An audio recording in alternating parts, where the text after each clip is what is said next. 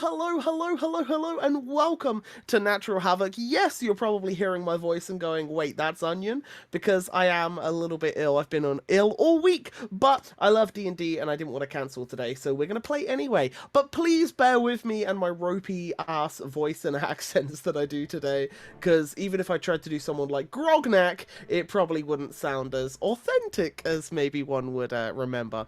But we are a group of Twitch streamers that play Dungeons and Dragons. My voice. We play the 5th edition system. We have a load of homebrew rules thrown in.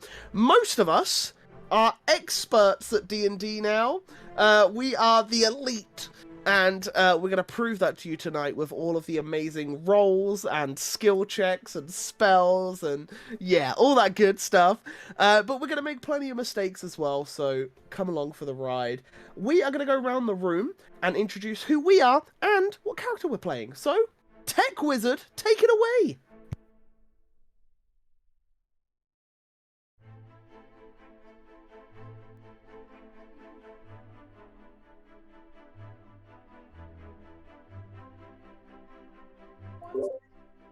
I can hear you. Yeah, you guys could hear me. Now chat can hear me too. Because for some reason my mic was switched off or not taking well. I am here. Welcome, guys. I'll play Octorus again. Big blue Vidalcan, very smart, very witty, and I'm looking forward to what's coming next. Awesome, and below the big, tall, blue Vidalcan, we have Eagle. Eagle, take it away. Hello, everybody. I'm Eagle. I play the big elephant man on Dross. And follow the socials. Almost forgot again. Go social, then follows. All right, the Twitter, great. Go follow the Twitter. It's great. And then go join the Discords because we do post live and we do. You can talk to us. You can actually message us. Blah blah blah blah. And then follow the YouTubes. They're great. You can go watch the previous sessions. Yes. And then yeah, go social then follows. He has 2 jobs. Turning up and the socials. And he forgets the socials. Like the past 2. God damn it! It's But... listen.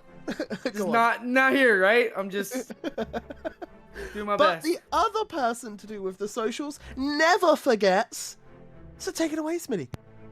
Thank you. Yes, I'm Smitty. I play Maeve, a half Elder Barbarian, and I'm excited to play again tonight. And don't know if that was a tactical decision of Eagle, but we also have a Instagram that you can follow.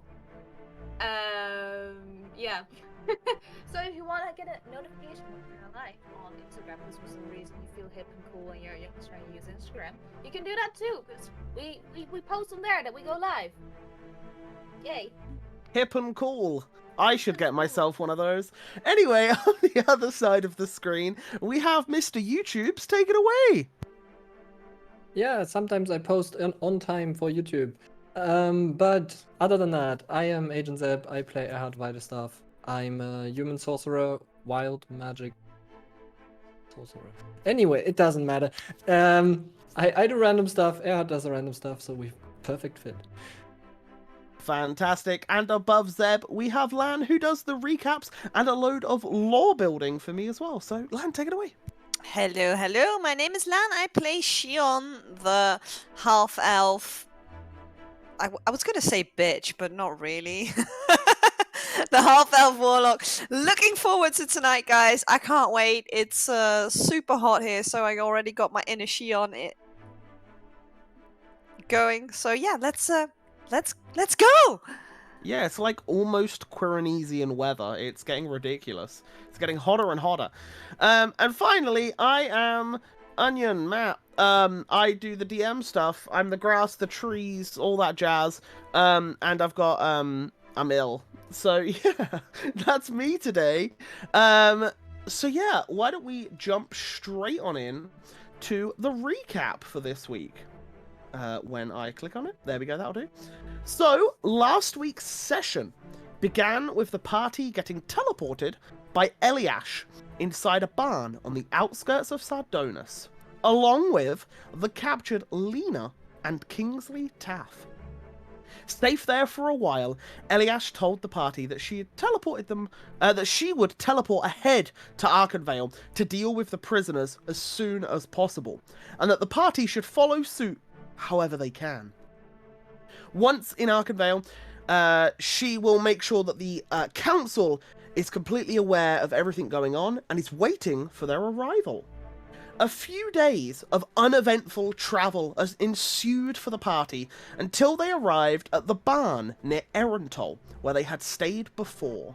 Maeve realised that it was Andros's birthday, and I believe it was an age of which he become an adult, finally. She attempted to fry him some of his favourite meals from his homeland, which were bamboo-inspired meals and dishes, but not knowing whether it was savoury or sweet, she made one of each, just to be sure. Andros thanked her and was very touched by the gesture, and the party started to reminisce about their past. Arcturus and Andros spoke of their sisters, while Erhard divulged that he was probably a lot older than he actually looked, due to spending so much time in the Feywild. However, what Maeve said shocked all. She had learned at the ball from Nastasia Jador that she had been given to the forest as some sort of tribute, and that she was left completely alone to fend for herself. A few days into this forest, she met a hooded figure that exposed her to arcane magics. She thinks that he might have given her druidic powers. Obviously very distraught, Maeve seemed to want to find answers. She wanted to know why. The party thought about it and tried to help her find her way, or tried to find out how to find her way home, and find out what actually happened. Arkenvale, however, was getting closer, and just a few days out they spotted a large-scaled beast way up into the sky above the clouds, chasing griffins away from the cloud-top peaks. They also spotted various shadows in the mountains. They were on edge, but eventually the gates of the city beckoned them. Upon arriving, the party was immediately greeted by a very young townsguard who told them that the council was waiting for them. The party wasted no time, and after a stern warning by Arcturus to try not to try anything too funny, they entered the magnificent marble council hall. Before them sat the Council of Arkenvale. And that is where we will be picking up today. So, as you all walked up the marble walkway with the pillars beside you and the very fancy ornate rug rolled up to a set of stairs and a small platform with, like, banisters blocking you from a slightly raised platform where these thrones were. What you see before you is a group of people. From left to right, you do notice a couple of familiar faces. Firstly, the second seat in, you do notice Turnip Bellwater, someone that you may or may not have spoken to at the ball, but was definitely there and within your presence as you were walking around. What you notice then, right on the other end, which I believe is number 8. 1, 2, 3, 4, 5, 6, 7. Yeah, seat number 8 on the very end, you do notice Aruis Split Arrow, the Air Genasi woman. She is sat within a throne as well, looking at you all, smiling as she locks eyes with Arcturus and Erhard, and she nods as she sees you all.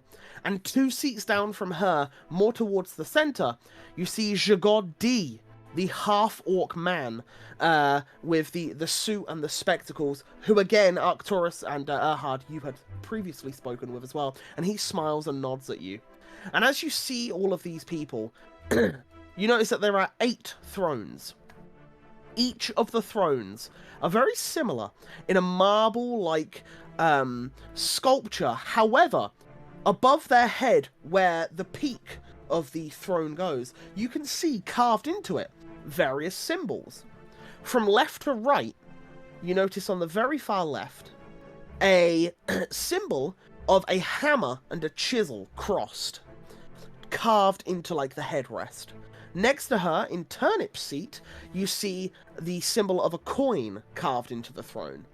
Next to them, you see a dragonborn man with the carving of a sword.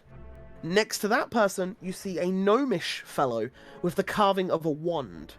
Beside them, you see an elven woman with the carving of 3 figures hugging. Next to them, you see Jagod's throne with a shield carved into the top. And beside him, you see a dwarven man with an anchor carved into it. And finally, Aruis Split Arrow's throne, you see 2 hands clasped together as if they're in a handshake. Each of these symbols clearly represent what each of these people do, and what they are in charge of for this city. And as you all start to take in the sight before you, you see up to your right a small balcony with Eliash stood watching as a witness of sorts. She seems to be looking down and she smiles at you all and nods. And Aruis stands. She takes 1 step forward away from her throne. And she says, "Greetings, Iron Vortex. I hope your travel from Sardonis was a pleasant one. Myself and all of the council would like to formally thank you for the work that you have recently carried out. Firstly, we would like to thank you for aiding us with the sinkhole in Erentol. And because of your brave actions, we have been successful in giving them the required aid and resources to rebuild. They have decided to keep the sinkhole's location as a monument for those that passed, and will continue to maintain the wildlife that has grown over it as a reminder of what you have done for them.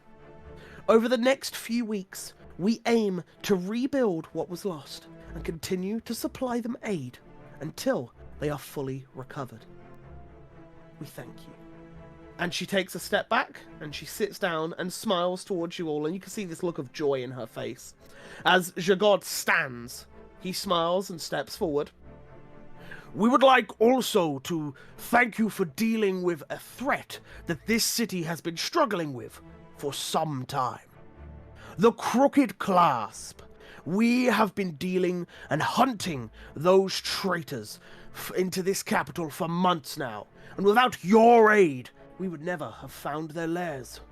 We wish to speak with yourselves about how exactly you were able to find their lair, as they were indeed tricky for us, but appears not for the likes of yourselves." Question: how did you find out we dealt with the Crooked Class? "We have spoken with some members of higher society that have informed us that it was in fact you and not Sigbert that found them." He smiles, he takes a step back, and he sits down. And as he does this, you see the Dragonborn man stand. And when he stands, you realize now that he is wearing some sort of ceremonial armor, and he has various medals across his armor, all hanging on his left pectoral. And you can see he's got quite a long blue cape behind him, and he has bronze scales. And as he stands forward, he says, "I am Sir Drexel, and I would like to finally thank you all for your work with our fair Archmage Eliash for apprehending Kingsley Taff and bringing his crimes to light. We have always had suspicions of his crimes, but could never actually prove them. He will be dealt with accordingly by the law, and we will appoint a more trusted person in place of lordship over Sardonis. A full-blown investigation will go underway in Sardonis, and unfortunately, Eliash has informed us of the involvement of the others. Those that we deem to be under the influence of Taff will have a fair punishment." He smiles, nods, and takes a step back and sits. And as he does, you see the gnomish man scoot off of his seat and land on the floor. And he steps forward. You can see this gnomish man has brilliant blue shock electric hair, and he has it slicked all the way back, and it goes down just past his shoulders. And he's wearing these silver rimmed spectacles, and he's wearing an electric blue matching suit with his hair. And as he steps forward, He smiles, and like a couple of sparks of magic go off behind him as he looks at you all and says, "And lastly, we would like to thank you for apprehending Lena Jadot. As you may have been aware, she also had committed crimes against the city by attacking the Archmage Eliash within her halls, as well as destroying a few buildings upon her exit. On top of this, Eliash has kindly opened the Tri-Spires to you all, and given you access to their libraries whenever you need it." He smiles, takes a step back, and scoots back up onto his seat. And then finally, you see the elven woman stand. And you can see that she has a ginger bob, freckled face with these piercing green eyes and like rosy red cheeks, wearing a white and green floral dress. And as she steps forward, the dress flows ever so slightly around her, and she says, "Finally, as thanks from all of us, we would like to award you all 1,000 gold pieces for your aid each, with the various troubles that you had to deal with. And we would also like to name you as Wardens of Arkenvale, a title to this city, giving you access to talks with us and potential job opportunities that will be coming directly from the city." She coughs. "This could involve traveling outside of the boundaries of the city, with which we would reward you heavily." She coughs again. This title not only means that we believe in you, but it also holds some weight. The title of Warden will be given the respect that they deserve. However, this is not to be abused. On top of all of this, due to being a Warden, you will have residence within the city, as you are now the proud owners of the Warden's Roost, a 3-story home within the Silver Ward, with which is cleaned daily and has catering staff for all of your needs, with its own independent stable for your horses and cart. Now, I am fully aware that the journey ahead of you was a tough one, so please allow the town's guard to escort you to the Warden's Roost, and come back tomorrow evening, where a banquet will be held in your name." She coughs again, as she clearly seems rather ill. And she sits back down and she smiles. And you see Jagod stand back up again. And he says, "Now please, do go rest your heads and come back to us tomorrow evening. It will be a banquet for us and yourselves only."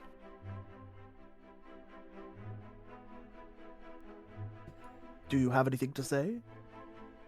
I curtsy. I bow. I high five on Ross, or try to. I will high five her back. We're home! We do. That's crazy. By the way, just for my knowledge, you guys ever found out for your guys' own knowledge who the leader of these groups were, or? We are aware of this is the dwarven man stands up and he says, "We are aware of the Crooked Clasp's leaders. I believe one was named White Tusk. That is the body that we found of a gentleman killed within a building. We wish that you have maybe told us this, but we are just happy that you dealt with it." Yep. Mm-hmm. Yep. That's all. Any further questions?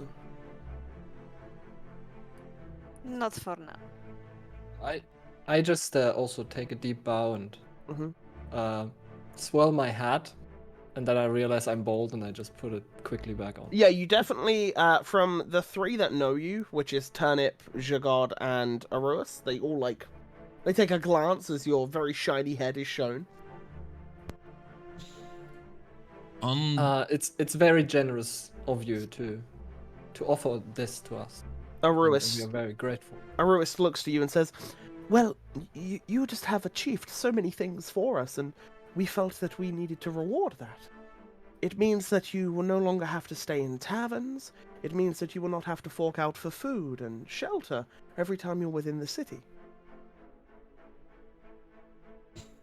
On behalf of the Iron Vortex, thank you for your gratitude. And we thank you. We just hope that you will all attend the banquet tomorrow. It is getting rather late. It's, I think, nearly 9 p.m. at this time. What time is the banquet tomorrow? Any time between 6 and 8. Once you arrive, we will begin to cook. Okay. Ooh. And it will just be for ourselves. Eliash will join, and all of you. And can our carriage driver join? Because he's rather important to us too. He's part of. Isn't he there? Galoin. He's Yeah. here, right? Oh, yeah. Galoin is there, He's and there. I'll he pick looks him up. shocked. Of course. I'll pick him up and put him, like, hold him up. Our driver. So does that... am I a warden? And Aruis nods. And, like, he, like, looks and he's just like... What? I mean, thank you. And, yeah. He's like, put me down. Got you, buddy. Yeah. And you're all stood there. And then a guard walks through and he says, I will escort you if you wish to see the roost. Sure. Yeah. Very well, follow me. And yeah, the guard escorts you out. He goes to your wagon, which is no longer there, as you see it a little bit further away, already being driven to your destination. It is not much of a walk from here. I thought it would be best to see it, not from within a carriage. Sure. Yeah. Sure. Oh, wrong one. You all begin to leave the council's chambers, and you are led into the Silver Ward, which you also know to be the Featherstone shop.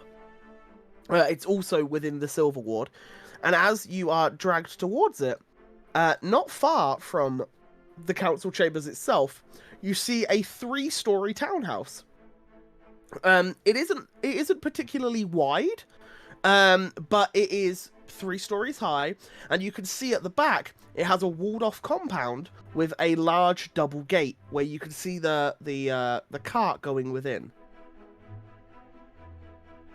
And as you do, the guards seem to park the wagon into the stable, which is quite a large stable, and they seem to be unreining the horses and getting them into their little, is it paddocks? I don't know the word, but yeah, putting them in, yeah, thank you, paddocks.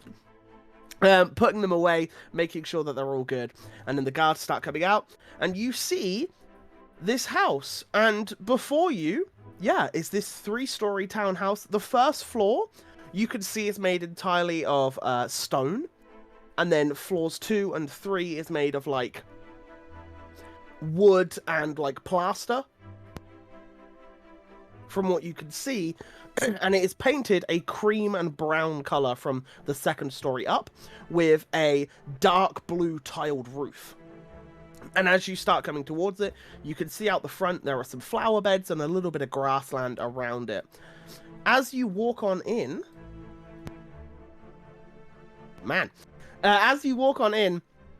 you see directly in front of you, to your left, what looks to be like the living room, as there are various comfortable chairs. There's a big fireplace with a stack of logs. You can see a bear pelt on the floor with a table on top of it, and around the stone interior you can see blank frames which seem to have maybe been changed so that you could put your own stuff in there or have stuff painted specifically for you.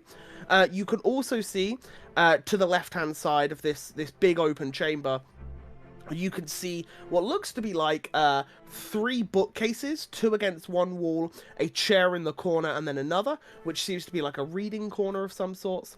And then to the right of this room, you can see a long table that seats around about 12 people total. You also see, right in front of you, a set of stairs that go directly up. And from where you are, the back right, which is right towards the back door, you can see what looks to be like a preparation table and like a stove and a few other bits in there. So it's very open planned, this particular room. You can see just beside the stairs, there is a closed door to another chamber, perhaps. And to the far right, in the other bottom corner, you can see a walled-off room with a door as well. And the guard says, well, by all means, take a look around. And yeah, he leaves you to your own devices. Going upstairs. You run on upstairs, like immediately just beeline for the stairs. Mm-hmm. Yeah, and as you run on up, you come upstairs and see this amazing view of your backyard and stable. As you run up, you see this like sitting lounge with a bay window from upstairs that looks directly down into your gardens. And as you look down, you see about 3 or 4 trees in the backyard with a large area for like shrubbery and bushes. And you can see on the far right some vegetable patches with stuff apparently growing. And then you can see the stable with the stable doors towards you and the gate that leads out. And then from this room, looking to your right from where the stairs are, you can see another set of stairs going straight up, and then a hallway which looks to lead to multiple rooms. And I will say, for the sake of brevity, Maeve, you run down, push open the doors, and have a look. And on this floor, there are 3 bedrooms, as well as what looks to be like some sort of storage room at the moment, but looks to be maybe converted into something else that you would like. Do you go up another flight? Sure. Yeah, so I would say all of you see this when you go around the house, of course. But yeah, as you run up the final flight of stairs, it is much narrower at the top. And as you go up, you do see there are 3 rooms up here. There seems to be quite a large bedroom. There seems to be some sort of like lounge meeting room, and then a smaller bedroom. So from what you've found, there are 5 bedrooms here. As you go down, and all of you go down, on the bottom floor, there is a utility room with like washboards and places to clean clothing and clean other such things. There is a secure lounge / green room with various plant life in it and a bay window. And then there is another bedroom downstairs on the bottom floor. So there are 6 bedrooms in total. And yeah, you guys all start to look around the house and see the various rooms. And I do have some artwork for it, but it's not completely ready yet. So I can't show you it on stream, but by next week it'll be there for sure.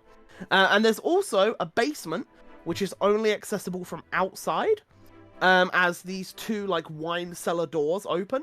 And as you go down there, it's a very large basement room. And also, there are 4 cells inside. Like jail cells. Like Jail cells, yes. Holding spaces. Yeah, and down here, it looks like they've converted some of this into some sort of like workshop, but it doesn't look completely like fully furnished. And it looks like that there have been attempts to make some sort of jail cells from the previous occupants. That's quite a interesting thing to find down here. Cool, I guess. How quaint. And I nudge Arcturus. This is all very nice and all, but it's a house, and we have something to do. This house will stay here. But Yeah. there is something else we need to do. But Shion, question. Hmm? Is this like the cells, the housing that the slaves get? Oh no, Or not is it better? not at all, darling. Not at all, darling. It's far more spacious, and a lot more bright. Let me tell you, Like they have windows. they absolutely have windows, darling. But there are 6 bedrooms.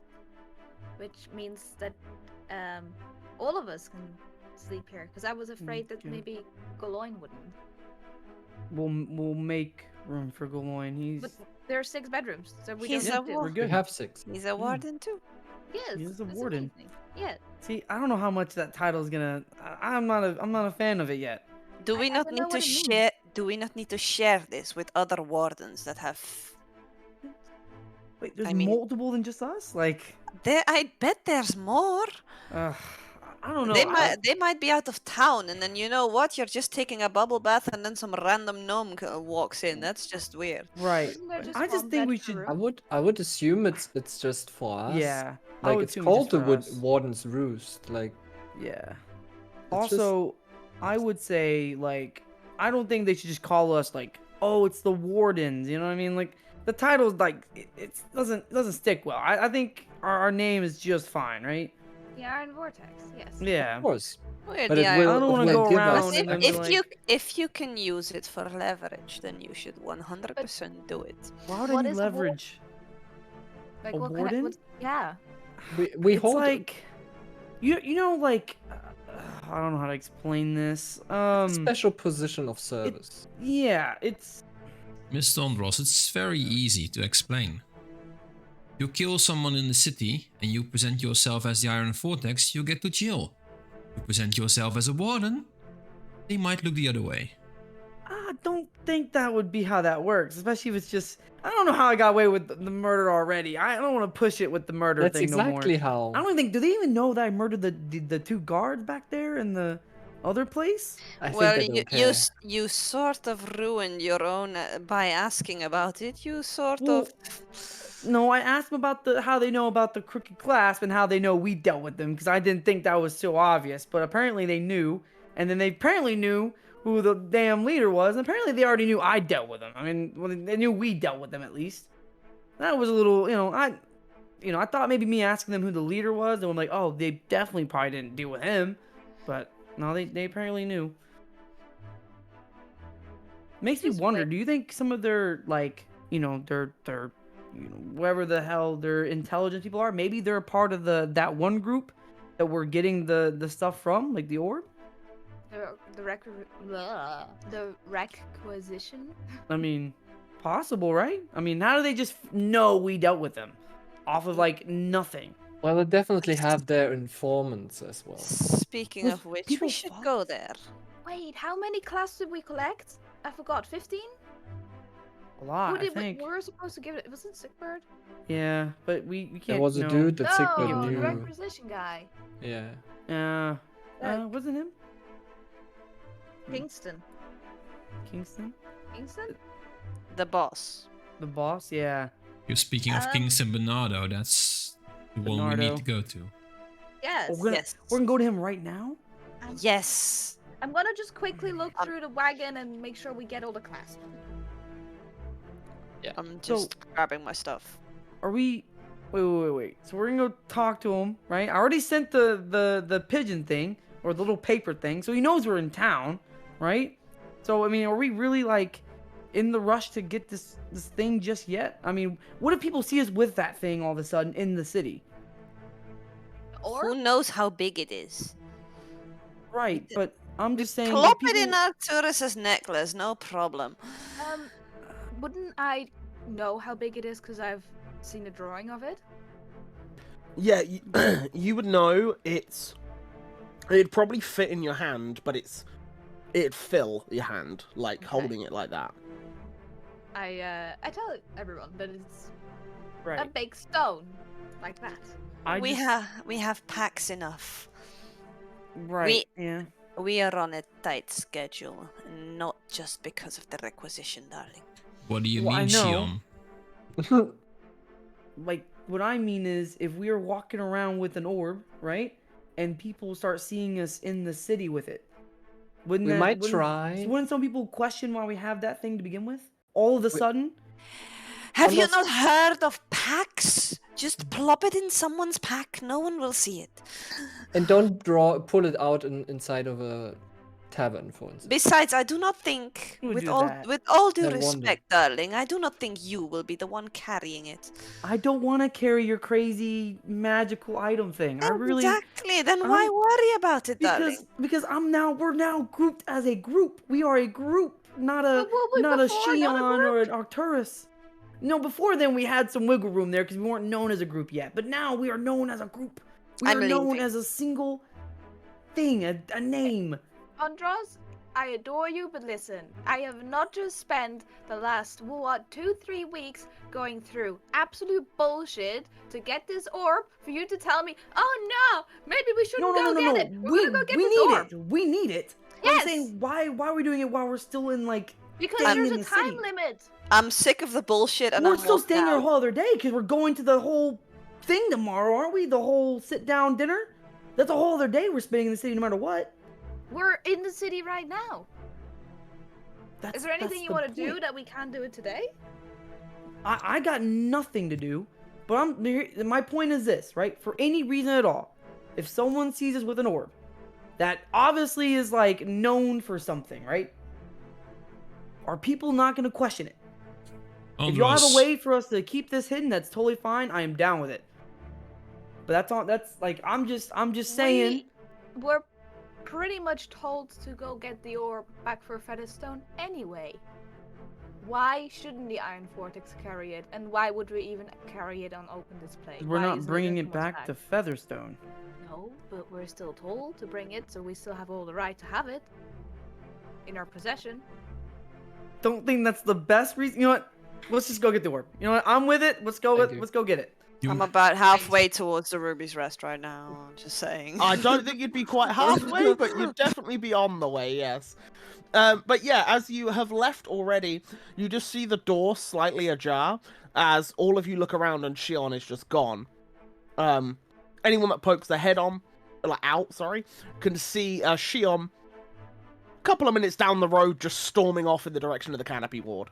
Wanna Yeah, we'll- run to the wagon, we'll go. grab the clasp, and run after her. I'm like, wait for me, I'm coming. It's 19, by the way. We'll 19 go. Yeah. clasps. Yes, just so you know. Okay, very well. I will just essentially. I assume Arcturus is probably gonna go as well, or rather, We're all Arcturus. going. Should we go? And yeah, we kind of head towards the door. we should have been there like 5 minutes ago, but yeah. So I guess we just all follow So you all go. hastily. Okay, as you all hastily catch up to Shion, and Shion leads you towards the Canopy Ward, you walk around the familiar city of Arkenvale, a place that you have all slowly become accustomed to, knowing where various shops are and places to be are.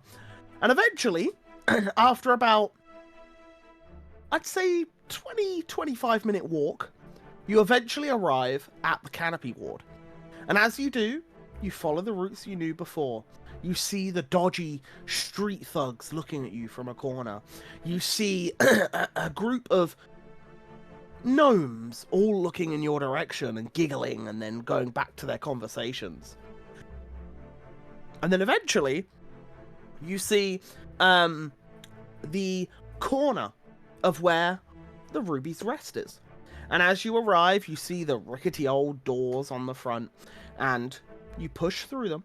You walk up towards the bar, where you see the dwarven man, and he looks up from cleaning his glass, and he goes, "What the fuck do you... Oh. Alright. You want to see him, I guess. I take it. Naturally, darling. Very well." And he walks over to the door and he unlocks it, opens it for you, and at this point you hadn't even noticed him, but the tabaxi man is sat in the corner, very quiet, just watching as you all pass by. And when you go through, he closes the door behind him and you hear the lock.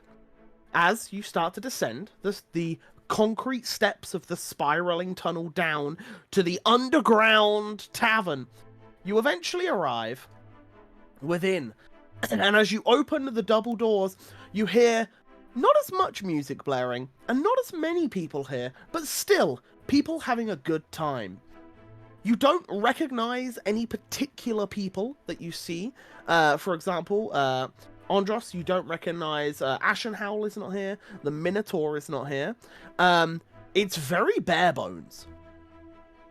But you do see King Stumbernardo speaking with someone at a table. And as you come in, he cocks his head up and he sees you. And you see him talk to this person, and then the person gets up and wanders off somewhere else around the room. And he looks over to you, and he like beckons you towards him.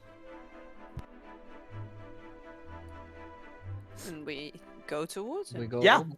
As you all go and take a seat down, I wondered if you would make it in time. I got your letter, by the way. Yes. I believe Did you rewards are in order. Yes, did you send the letter today? Like earlier today? Right. Super I early? remember speaking to you about this, and you were going to send the letter from Sardonis, Right. so Yes. that I knew you were coming. Yep. Well, there was a bit we of forgot. confusion when we left, and yeah. Right. You know, it's a 5-day travel, right? Yeah. Almost a week. Yep. Very well. You know, you sent it to me about an hour and a half ago. Yep. I'm pulling some strings to get it here, is what I'm trying to tell you. Oh, I needed a bit of time to prepare, because obviously, I don't keep it here. If I kept it here, I wouldn't... Well, it wouldn't belong to me anymore. One of these scoundrels would have been away with it. That makes sense. When do you think you'll be able to have it? You probably have it in... a few hours. You see, I can't simply take it from one warehouse and walk it down the street and bring it right here. It needs to trade a few hands in case eyes are watching. Oh, Nah. eyes are watching. What? No way. You know, for example, a group of young upstarting adventurers could track down a courier, take the orb from him, and then claim 15,000 gold from me as well. Well, I just wouldn't let it happen, would I? By the way, how did you do it? Taff? Yes. I look towards Maeve. And towards... He's very gullible. Come again? He's very gullible when he's had a drink. Or a few. Half gullible. Well, he doesn't strike me as a gullible man. Trust me, I've tried. Get him drunk and he'll do what you want. Just need to find his weaknesses, that's all. Playing your cards close to your chest, I see. Well, fair enough. I guess that isn't a problem. I'll just have to ponder about it. I have a question for you. By all means, dear. I can't remember if we asked this last time we were here, but why do you have the orb? Why do I have it? Yes. I believe we briefly spoke on it. But to re-jog your memory, a individual from a foreign land requested the orb for themselves. So, naturally, we sourced it, we found it, we took it, and then we told them they'd have to pay for it. Right, so what do you classify your organization as? We are collectors. We are a requisition. We go about and find information. We gather resources, and we provide. A little like yourselves, to be honest. You needed something, so in turn, you gathered information, you collected something, and you provided. Speaking on providing, and I took out the bag with the clasps. What are these? You want these? I don't specifically think I asked for them. Guys? If I remember correctly, it was the dashing Knight Sigbert who wanted to get him.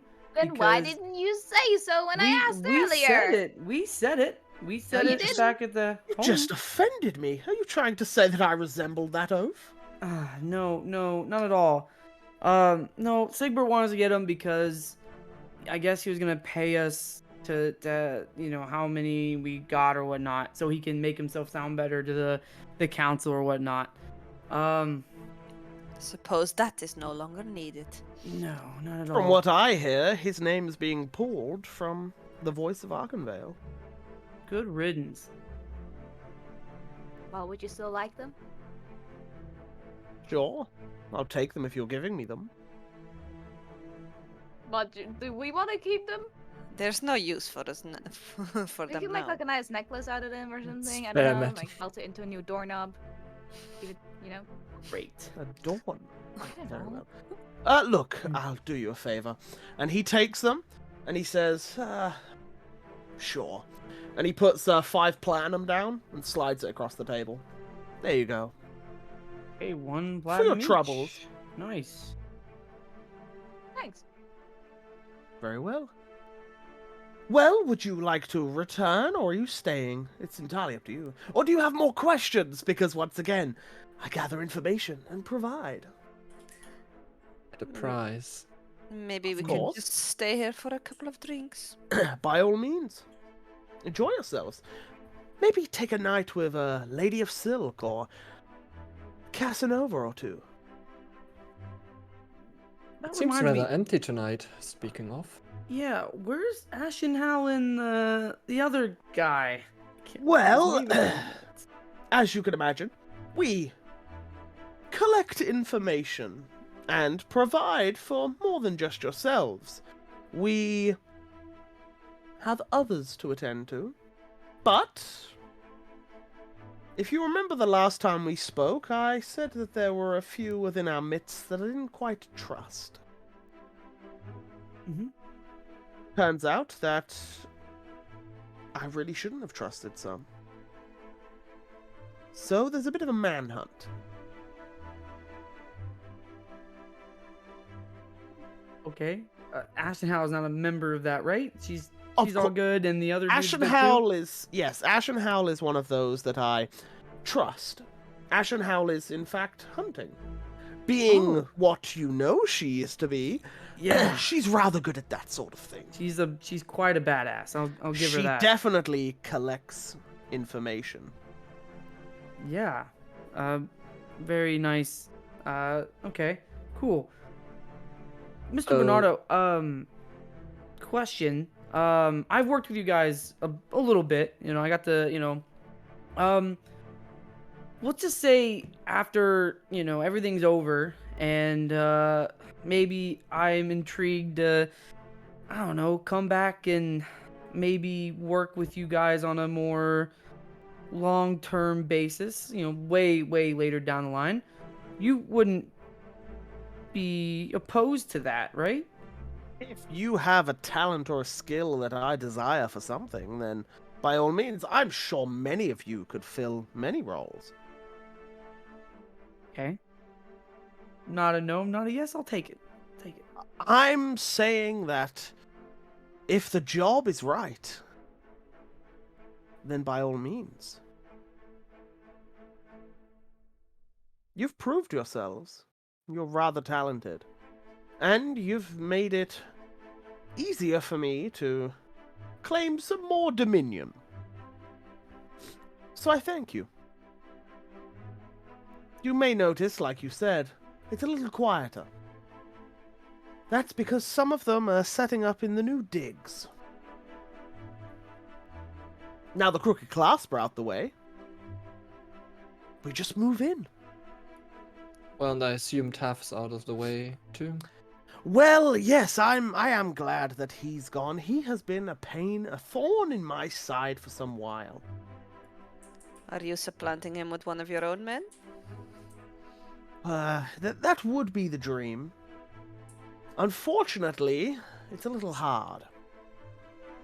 because of Taft's previous convictions, I assume the council will only implement someone of trustworthiness. Unfortunately, those are a little harder to corrupt. There's a way, but they're harder. For now, I'm just happy that that scorn is dealt with. Speaking of, you didn't happen to find any information from Taft, did you? What kind of information? Maybe who he was talking with? What you willing to give for that information? Ah, I like you. Providers now, I see. What's your price? Tell me. How much do you believe the information worth? Well, not everything is worth coin. I didn't say it was. What do you need? What do you want? Not at the moment, but maybe in the future. Not at the moment. Maybe in the future what? Something that we might need. Something that you would then help us to find. Like let's say a token that You wish that to you give check us in a good favor? favor. Yes. Ooh. I like that. Just depends on the size of the favor, though. You know what? Screw it, sure. I'll throw in a favor, but if the information that you provide, I do not seem to feel that it's worthy of a big favor, then I will not give one. I will give a favor, but not a grandiose favor. Of course. So hit me. Value needs to be given. Of course. What's the Well- information you have? Providers.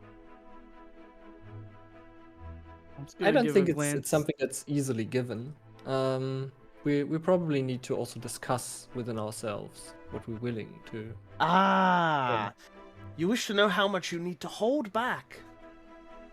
But Ahad, I believed that you were a de facto leader of your people, no? He I don't think smirks. so. we You all need to have check our in. say here. So you need to check in with your superiors then. Equal. Very well. And what about you, Andros? What's up? What do you want? Any information you wish to provide for a favor? I know there's many a thing a man like you could want. Like me? Like what? Try to see if you even know what I would want. Well, the fact that you're from Fortis, I imagine information would be a great deal of certain family members, tribes.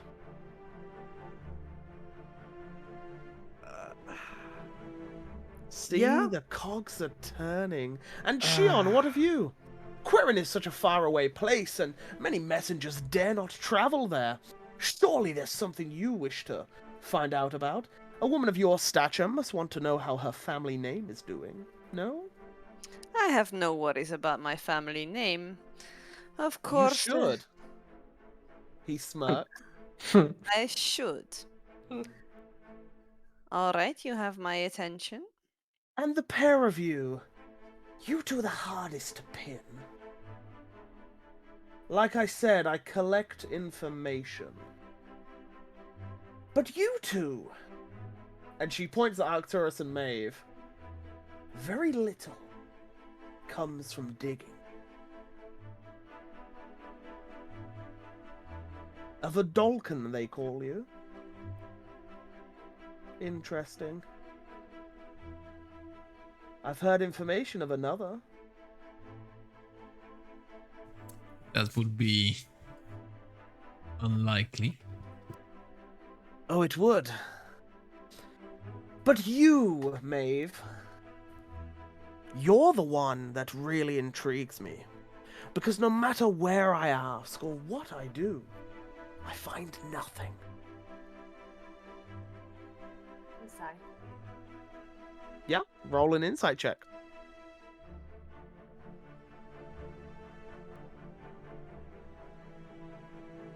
A 15. As you look towards him and you try to study his face, this is a man that is very, very difficult to read. You get the impression that either he has an excellent poker face to the point that you just cannot see anything, or maybe he's telling the truth.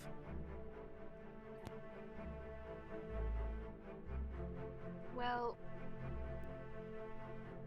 the less we can dig, the less collateral damage.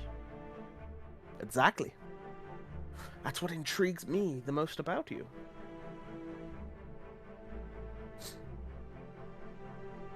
Yeah.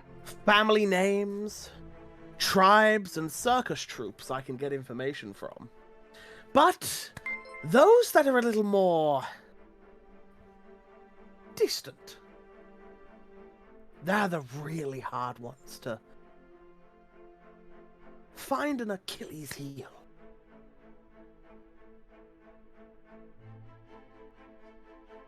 So, what would it be? Would you like to trade information? Or is a favor still on the cards?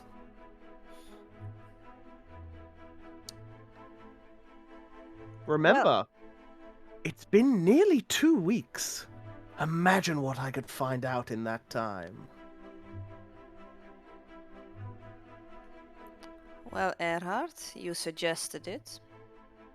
What do you suggest we do? I, for one, do not believe in this, that I should worry about my family name, but I understand it might be a little bit different for the rest of you. Well, the way I see it, he definitely has access to resources that we might not have. Connections.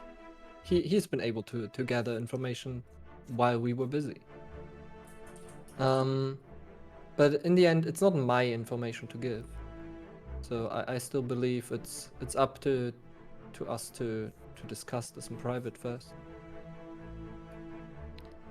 I, for one, do not mind. As soon as we have the orb, I plan on leaving anyway. I like our house, though. I might revisit at some point in the future. Well, it might not be as easy to leave, or to get to where you want to go. Why not? I grab a horse and we're off. Or a camel, if Maeve would so kindly provide me with one. Look, I'm willing to If give I away a remember- little bit of information because I think the information he's willing to provide, what he says he knows, kind of important to me at least. But it's up to the group what we want to do. Oh, what kind of information were you willing to share? Well, you might as well blurt it out right now, darling. Before you do, Kingston, Yes, dear. I'm willing to tell you stuff so you can dig for me if this is a favor we're going for, the information, because technically I'm not getting anything out of this. Correct? Very well. The only favor that I ask of you in return is I need your collateral damage. I What? give you my info, I need yours. So you wish to give me information for me to dig your information, but in return you want my information? I just think it's weird that you dig into our past like that. I simply dove into a past of a few wandering travelers that just so happened to want an artifact that we had stolen for somebody else, who in turn could have turned us over to the authorities. So I made sure that I had collateral for letting you into the front door. Why shouldn't I have collateral for letting you into my life? Because you walked in, not me. Then I guess it's not a deal. Very well. At least not for me. It's up to the others. And I walk out. Yeah, you step up and walk away.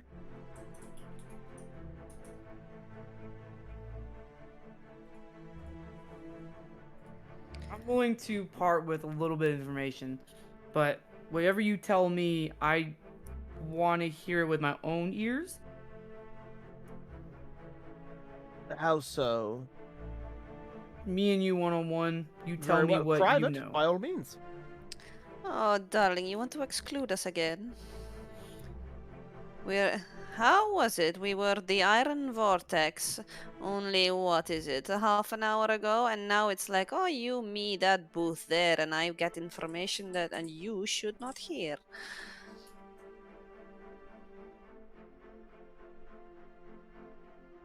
Because this information has nothing to do with you guys in Fortis, does it?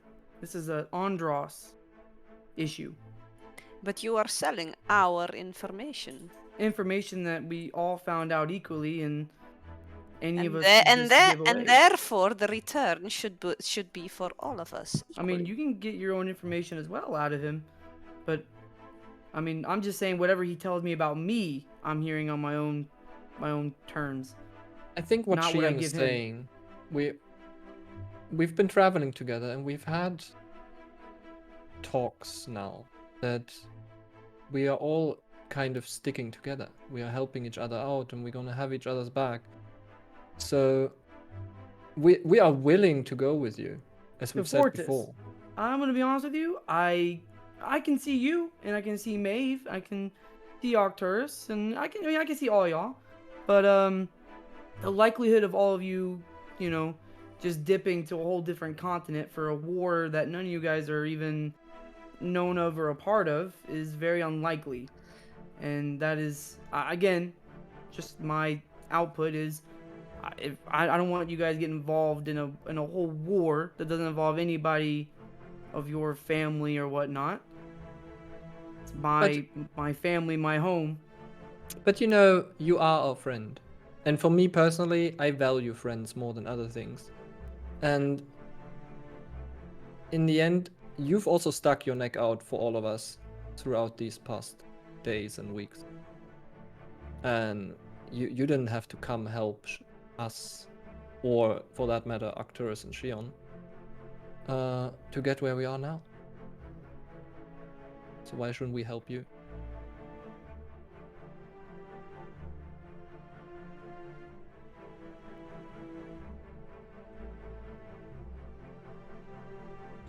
Right. It feels like for me that we should take this conversation somewhere else and probably just wait for the orb. As I've said. I'm totally not eavesdropping on any of this. Figured you would be. It's a freebie, darling. It's on the we house. are sat around the same table after all. Yeah. It's on the house, darling. Well, I appreciate it. Tell all your friends about the split in the Iron Vortex. Well, to be completely honest, having this sort of information is just, given to me willingly. It's normally I have to pry, but very well. So what's You- it worth to you? What's it worth to me? Well, A now little- I already know it. a but- little- Now that you have had a taste, Sure. what Very kind well. of information? Very well, I'll pay. He clicks his fingers and a barmaid walks over. Get a round of drinks for them all.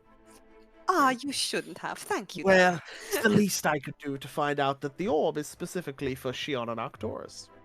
Great. Could you give us like a minute or two to discuss amongst ourselves? You can have and- as many minutes or two as you like. I will be here. at this table with us? Oh, Yeah. very well. I will leave a table in my own bar and go sit somewhere else for a while. It's no disrespect to you, Mr. Bernardo, It's but we absolutely fine. thank you. Enjoy Appreciate your it. time within my tavern.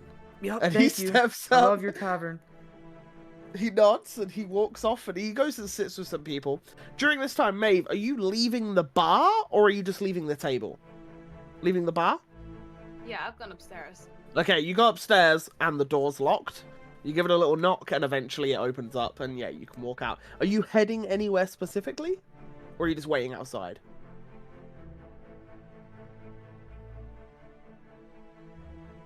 I know my way around Arkenville. My friends Yep. know their way around Arkenville. I don't feel like I need to be there. I'm gonna go to the Temple of Clear. 'Cause Okay, that's yeah. pretty close by. It is, I will say, it's about 10 p.m., so it's quite late. The streets aren't as packed as normal.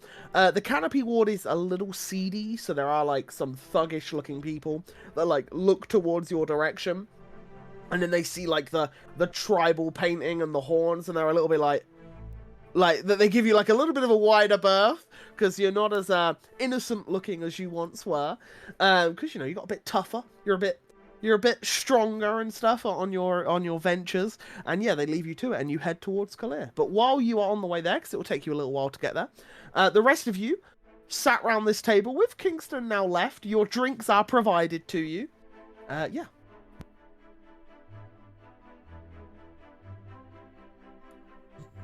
So next time you bother for information or selling information, better figure out what information you want to sell and who it belongs to.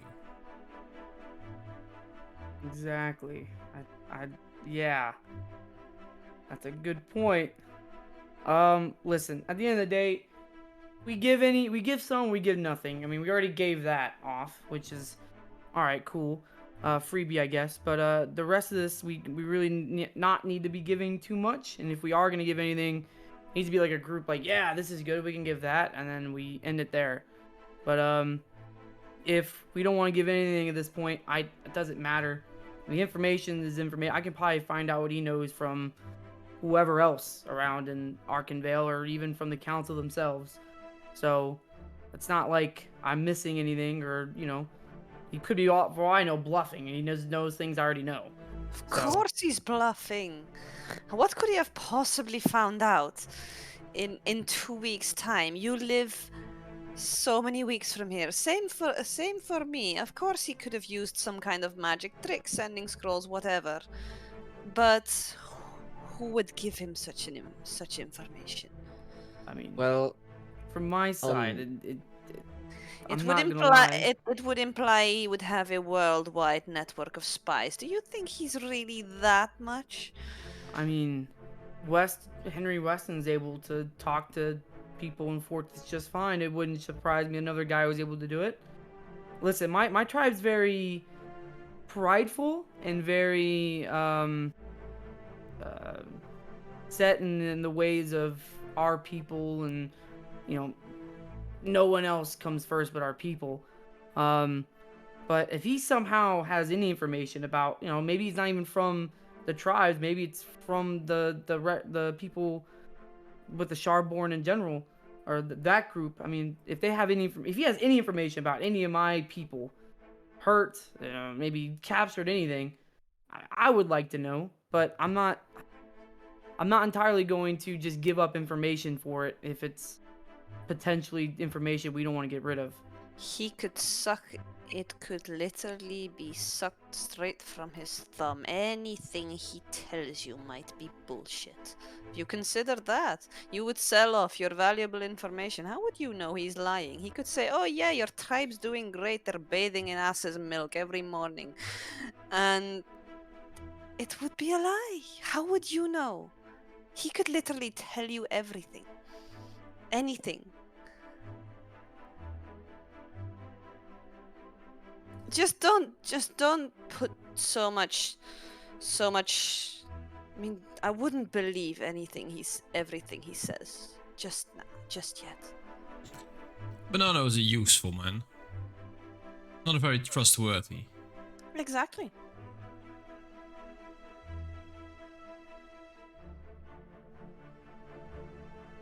I'll just I'll wait for the orb to arrive.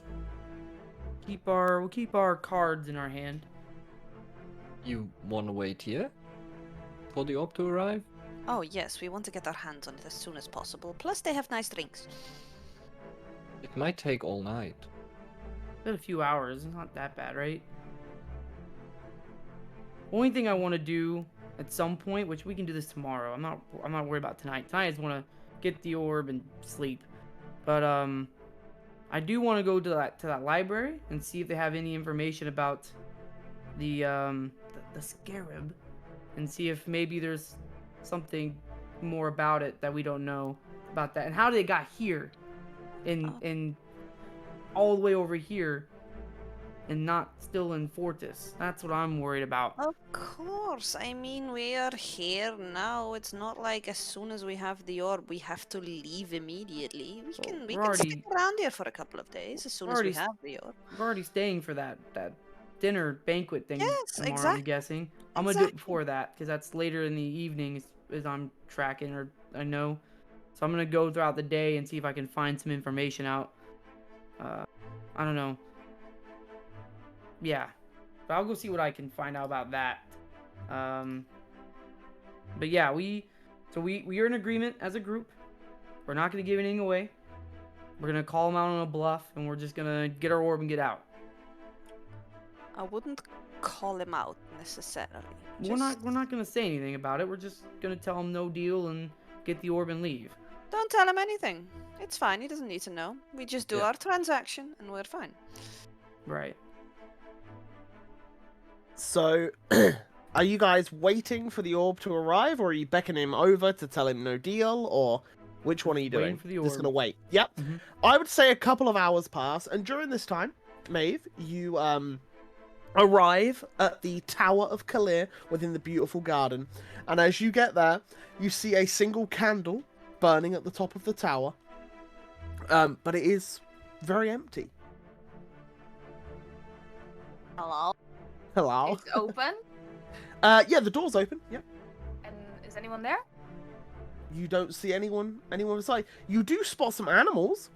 You see at the bottom of the stairwell, in like the nook, kind of like a broom closet sort of thing, where you remember seeing the beds, the animal beds in there.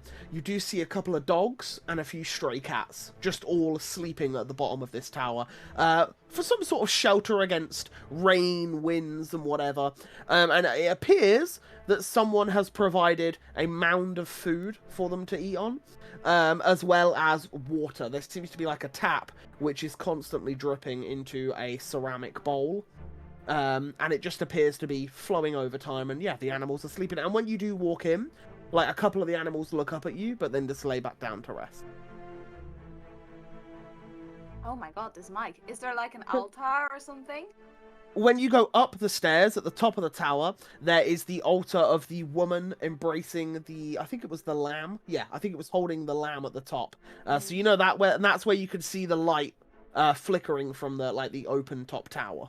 Right. So you go up? Yes, I go up to the altar. Yeah. And when you go up there, you do see a couple of birds' nests, which appear to be in the actual tower. And there are birds resting in there as well. And you can just see one singular candle right in front of the altar with the flickering flame just back and forth flickering. And you also spot a couple of squirrels resting in what looks to be like the nook of a tree, which is right next to the tower, as well as an owl just resting on the perch of one of the open windows of the tower at the top as well. Okay. I'm just gonna sit like against the altar with my back up to it, and I'm gonna sit socks on my knee. Yeah, Socks is very tired. He seems super sleepy at the minute. And I'm just gonna talk to Socks in Sylvan, I guess. Yeah. Makes some sense. But probably mostly talking to myself, but out loud, and Yeah. you know, just confused that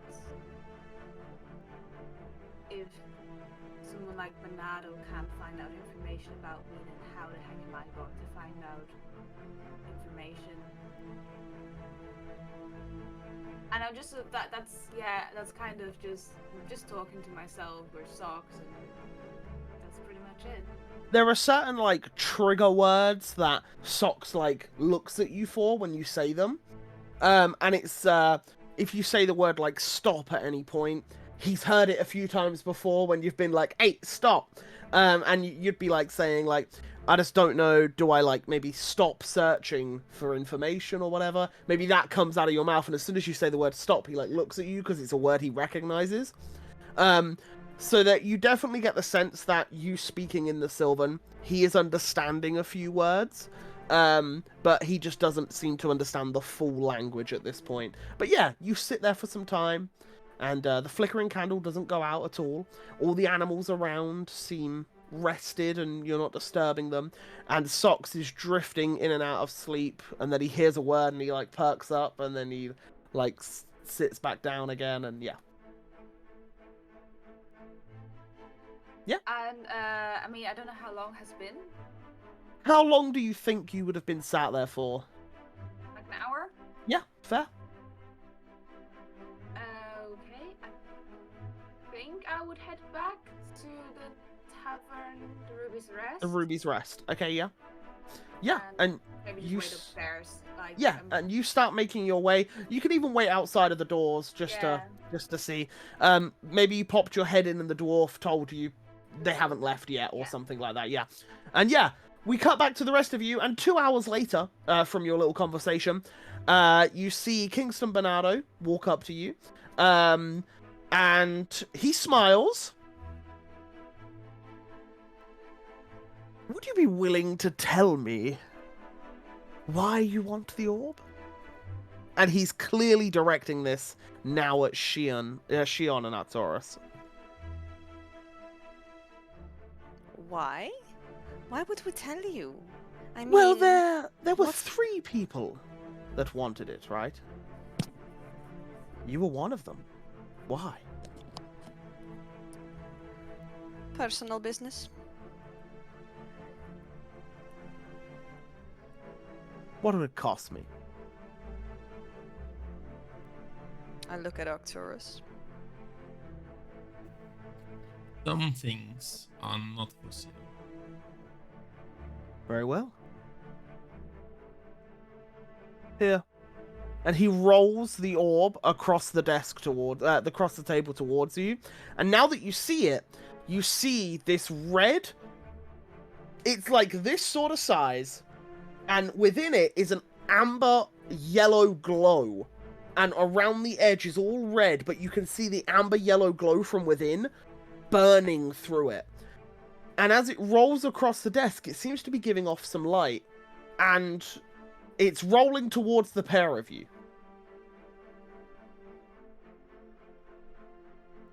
I grab it. You grab it? Yeah. And upon touching it, you feel a heat. A burning, intense heat. And as you try to retract your hand from it, you feel your hand firmly on it. But it doesn't hurt. But you can feel this immense heat. And it's similar to that of the heat that came from the portal in Erentol. Because you were very close to it, so you would definitely know that heat as well. And yeah, you're holding onto the orb. Well, mission accomplished, it seems. This thing is very hot, and I cannot give it to Arcturus. Like, here, touch this. If you want to, yeah. Yeah, here, touch it. I touch Yeah, it. that's course. Yeah, you feel the same heat. You feel this, and you were very close to the portal as well. You wasn't far away. And the pair of you now, one hand either side of it, touching it, you just feel this burning heat in the palm of your hand. And it is just constant. Interesting. It's the same amount of warmth when I stared into the portal. Back at the sinkhole. Well, I think we already knew that. And because Kingston is still standing next to us, right? Oh, he's staring at you. Oh yeah. Oh yeah. Cool. Yes, yes. So We shall got we the go? item. Amazing. Good job. Great. Mission Not accomplished. say anything else more. Give me more information now. And let's. That's So the last thing I need to hear from you, darling. But let's. Can I shove it? Can I shove it in my pocket or like in my in Yeah. our pack or something? Yep. Yeah, you put it in a bag. Your bag? Well, Arcturus has it, so I take it we're gonna put it in Oops, that's Arcturus' a bad bag. So you put it in Arcturus's bag? I have a big Okay. bag, yeah. Yeah. Here, you carry this, darling. Let's bring it. Let's get Yeah. it away from here. So I take it your intel was off the cards? For tonight. It's a shame. Very well. We'll see you again for sure. Thank you. Not if I see you first. Thank you for this. We appreciate it. It is a pleasure.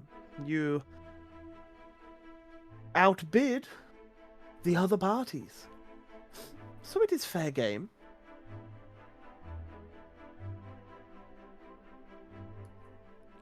Right? Have a good evening. You too. And remember where I am if you need anything. And if you ever are willing to part with that information, you know where I am. We certainly do. I'm not. And you all start to leave? Yeah, I head upstairs, yeah. As I get up, I'm gonna take out the rapier and the dagger that I took from Taft's freaking place. Yep. I'm gonna set them down on the table that's in front of me, and just kind of set them down there. You can have these. What are they? Oh, they're from Taft's place. Oh. Yeah. Is this worth anything? He picks up the dagger.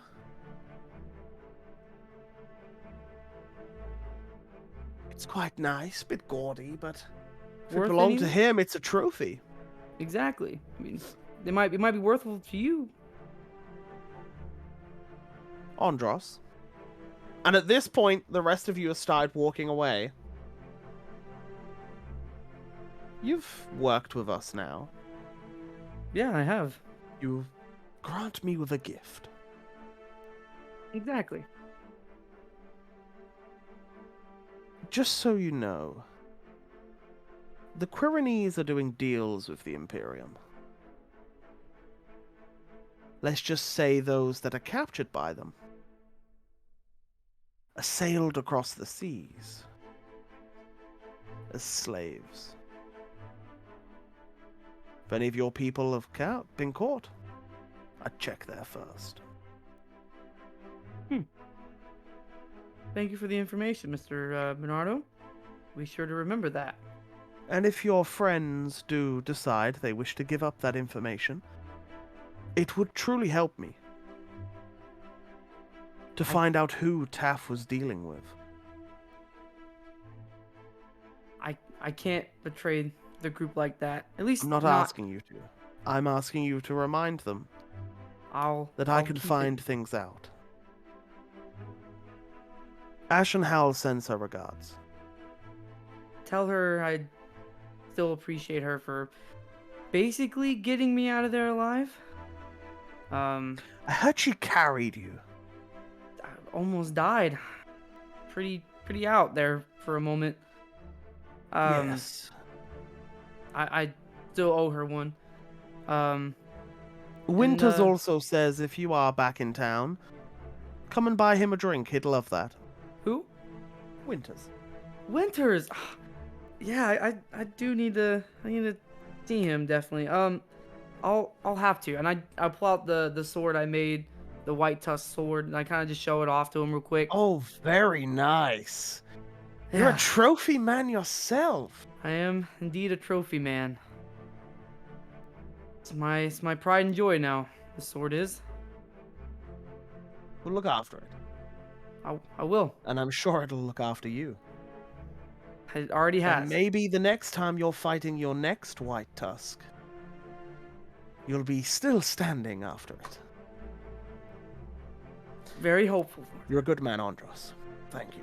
Thank you, Bernardo. And I'll try to give him a handshake, and then I'll. Yeah, he'll Walk shake your out. hand, and then he picks up the rapier and he says, I'm going to mount this on a wall.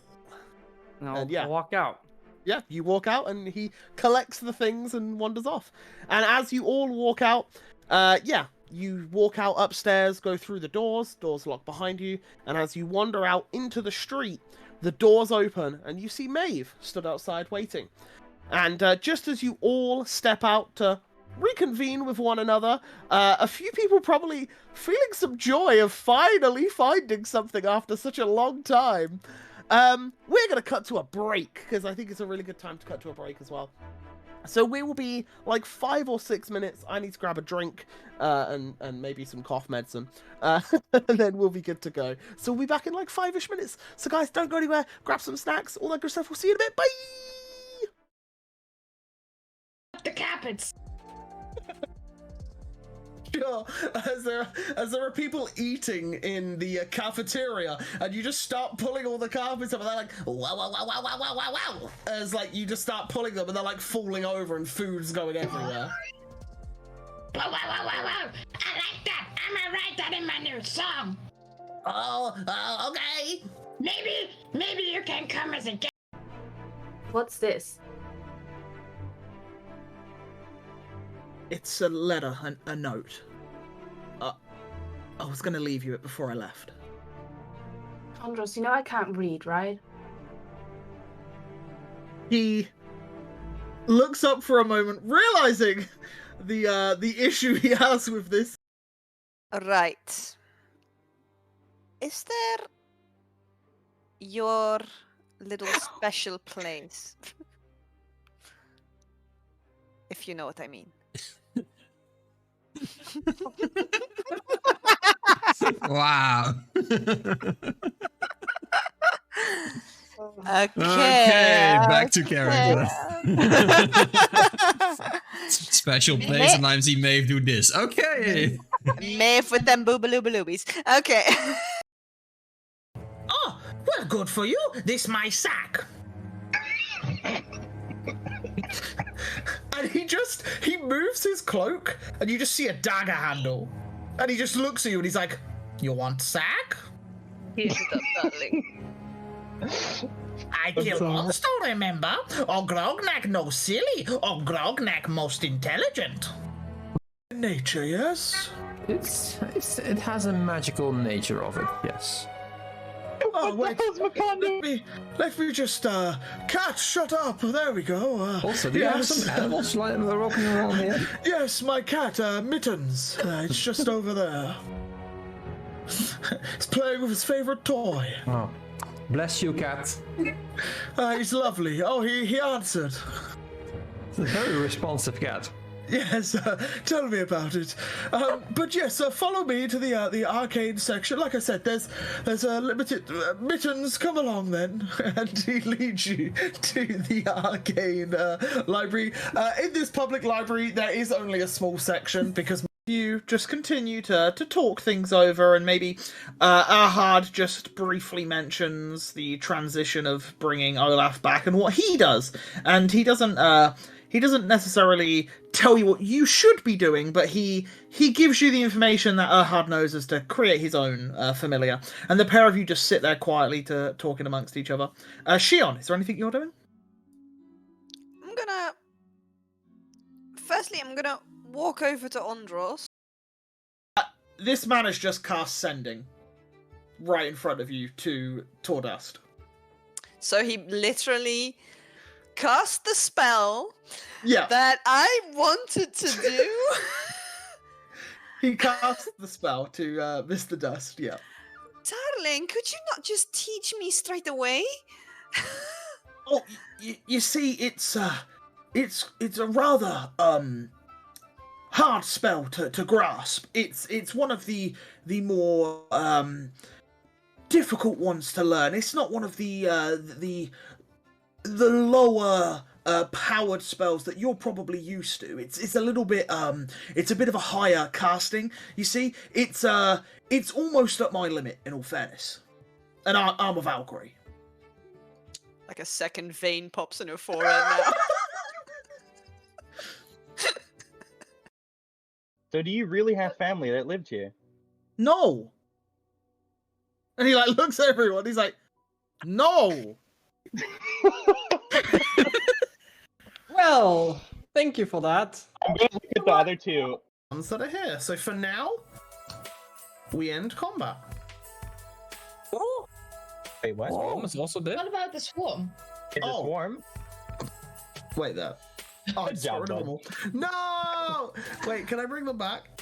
Oh, I completely forgot about the swarm. Okay, I think next up was Me. Alfred! yes, Alfred! it was Alfred. Alfred, yeah, you're up. I completely forgot about the swarm. Sorry. Oh, I'm so honestly, this is just Lan speaking. I'm so nervous. I've been fucking nervous all week for this. Why? For fuck's sake! As you cast the spell, it burns. It burns before you. The scroll Sorry, what was that? The scroll burns before you in a blue flame and dissipates. Somebody clip that. And we can kill him forever. If we can And you have plan the this stone right. tablet. Was Yeah. that And I before have and to after stone- you already took his side, or what was it? you can- When did you Don Ross, decide to be like, you know Don what? Ross. You know what? Wait, Maybe Don maybe Ross, I'm Don on Ross, this side of calm. the plan here. You No, was on his side before he walked over to you and started talking to you. You Okay, already Don bowed Ross. out. You already bowed out to him before. No, you, this is where I your was child looking from mind the back. takes over your little peanut brain. Don Ross, listen to me, right? You've been on this earth longer than me, but you don't understand shit. Listen, you need to listen, you need to figure out what the hell is going on before you draw your conclusions or your bow, okay? There is So a that's what conclusion. we're doing. That dude's the That's cause what of we're the bad doing. shit that's happening to these people, and we just let them We walk are out not the free cause just of to this. continue to do bad shit. Don Ross, Don I kind of like quickly Very motion her to put confused. those down. And I look at the man. looks back at you like, the fuck? I look at the Yorkman. I'm like, she's new around here. She doesn't know what that means. We're gonna go. Your problem was with me, not her, by the way. So how about you don't bring her involved? And I Just kind of like- scurry her along. I scurry her out. Like, He looks very confused. But yeah, And I just sort of walk off and I'm like, new greeting. And as you guys get outside, the how many inches high would you like it? That's an interesting question. Not too high. Hey, we don't want to stand out on a certain names day, but around. What's normal? Would a top hat such as this suffice? That would be very much surprise. Yes. Could I see it on you, my good sir, just to have a view on how it looks? I'm a little tall, but I think that should do. Yes, that's absolutely splendid, my good sir. And before I stand up, Melody is clearly humming in herself, like, woodworking, let's get cool, my nerves, let's make not a misery, nobody gets hurt. Oh, wait, I'm coming. Ross? Yes, what do you need, babe? Have you seen socks? I can find them anywhere. Oh my god, if you gave me some Starbucks, maybe I'll tell you what size is. Well, what's a Starbucks? Oh my god, you don't know what Starbucks is? This girl's from Wacky Town. Oh my god, like, Starbucks is like the best thing ever created. Like, oh my god, back in my tribe, we had so much Starbucks. Starbucks every fucking day. So tell me, listen, lady, just listen. If you give me some Starbucks, you know where the towns are. Just give me some Starbucks, and I will give you socks. What do you mean you'll give me socks, Don Ross? What are you on about? Listen, I might know where Socks is, but because me and Socks were having my last cup of Starbucks. Oh my god! And let me tell you something. If you just give me some Starbucks, some more, I will give you socks. I will dip in the jar and just put it down for him to eat from. Yeah, he starts eating it. Erhard, can you roll me 2d6, please? Me? Sure. Yep. What have you done? The frog dies. Whoops. Oh my god. Okay, guys, don't eat. Whoops. Oh! I liked it. We got a performance. 2 books I think were pretty good. And then I afterwards I kind of heard that they like rushed the author. Oh no, we have it! Oh no! Yay! Our first one! Our first one! Finally! Do you want to be Sorry, famous? yes! You'll never be famous. I don't know, like for me, I didn't like the last couple books out of the Aragon one. Ashriel. The way that you say that, it almost sounds like you're calling me an asshole. What's an asshole? I approve.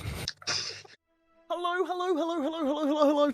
Hello. Tell us what snacks, tell us what drinks you got. Amma, what are you drinking? What are you eating today? Let us know, because it's always crazy. What do we got, guys? Potato chips shaped like bunnies. Oh, that's pretty cool. We have ones over here that are shaped in bears, called pom bears. We got those too. You got pom bears too? Cool. What are I you hate drinking, pom Eagle? bears. Monster? Normally is, yep. I'm just having a beer? Radler, like it's like a lemonade with beer essentially. Lemonade Or beer and with beer. lemonade, whichever.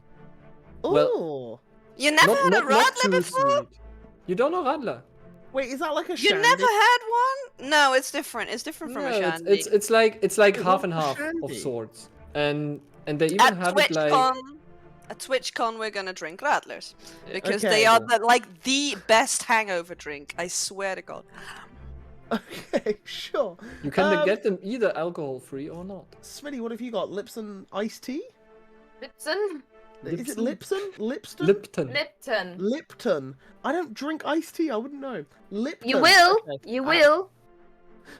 Apparently, I'm drinking a In lot 4 of different weeks we get in things. ya. Yeah, and I'm just drinking a non-branded can of something. Sponsor us. Yeah, and soothers, sweets to help my throat when these guys are peeing, and I just shove it in. But I've also taken some Cavonia cough medicine with clout, just to try and make me feel a bit better. But yeah, right, let's jump back in. You guys see one another outside of the Ruby's Rest. And I would say at this time, bearing in mind you probably got there around 10, it's been a couple of hours, it's about midnight, I would say. It's getting pretty late. What are you guys up to?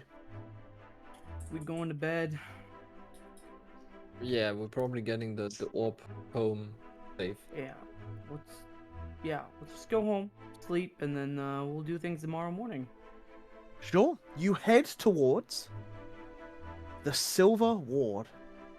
And as you do, you see the Warden's Roost ahead of you. There is 1 bedroom on the bottom floor.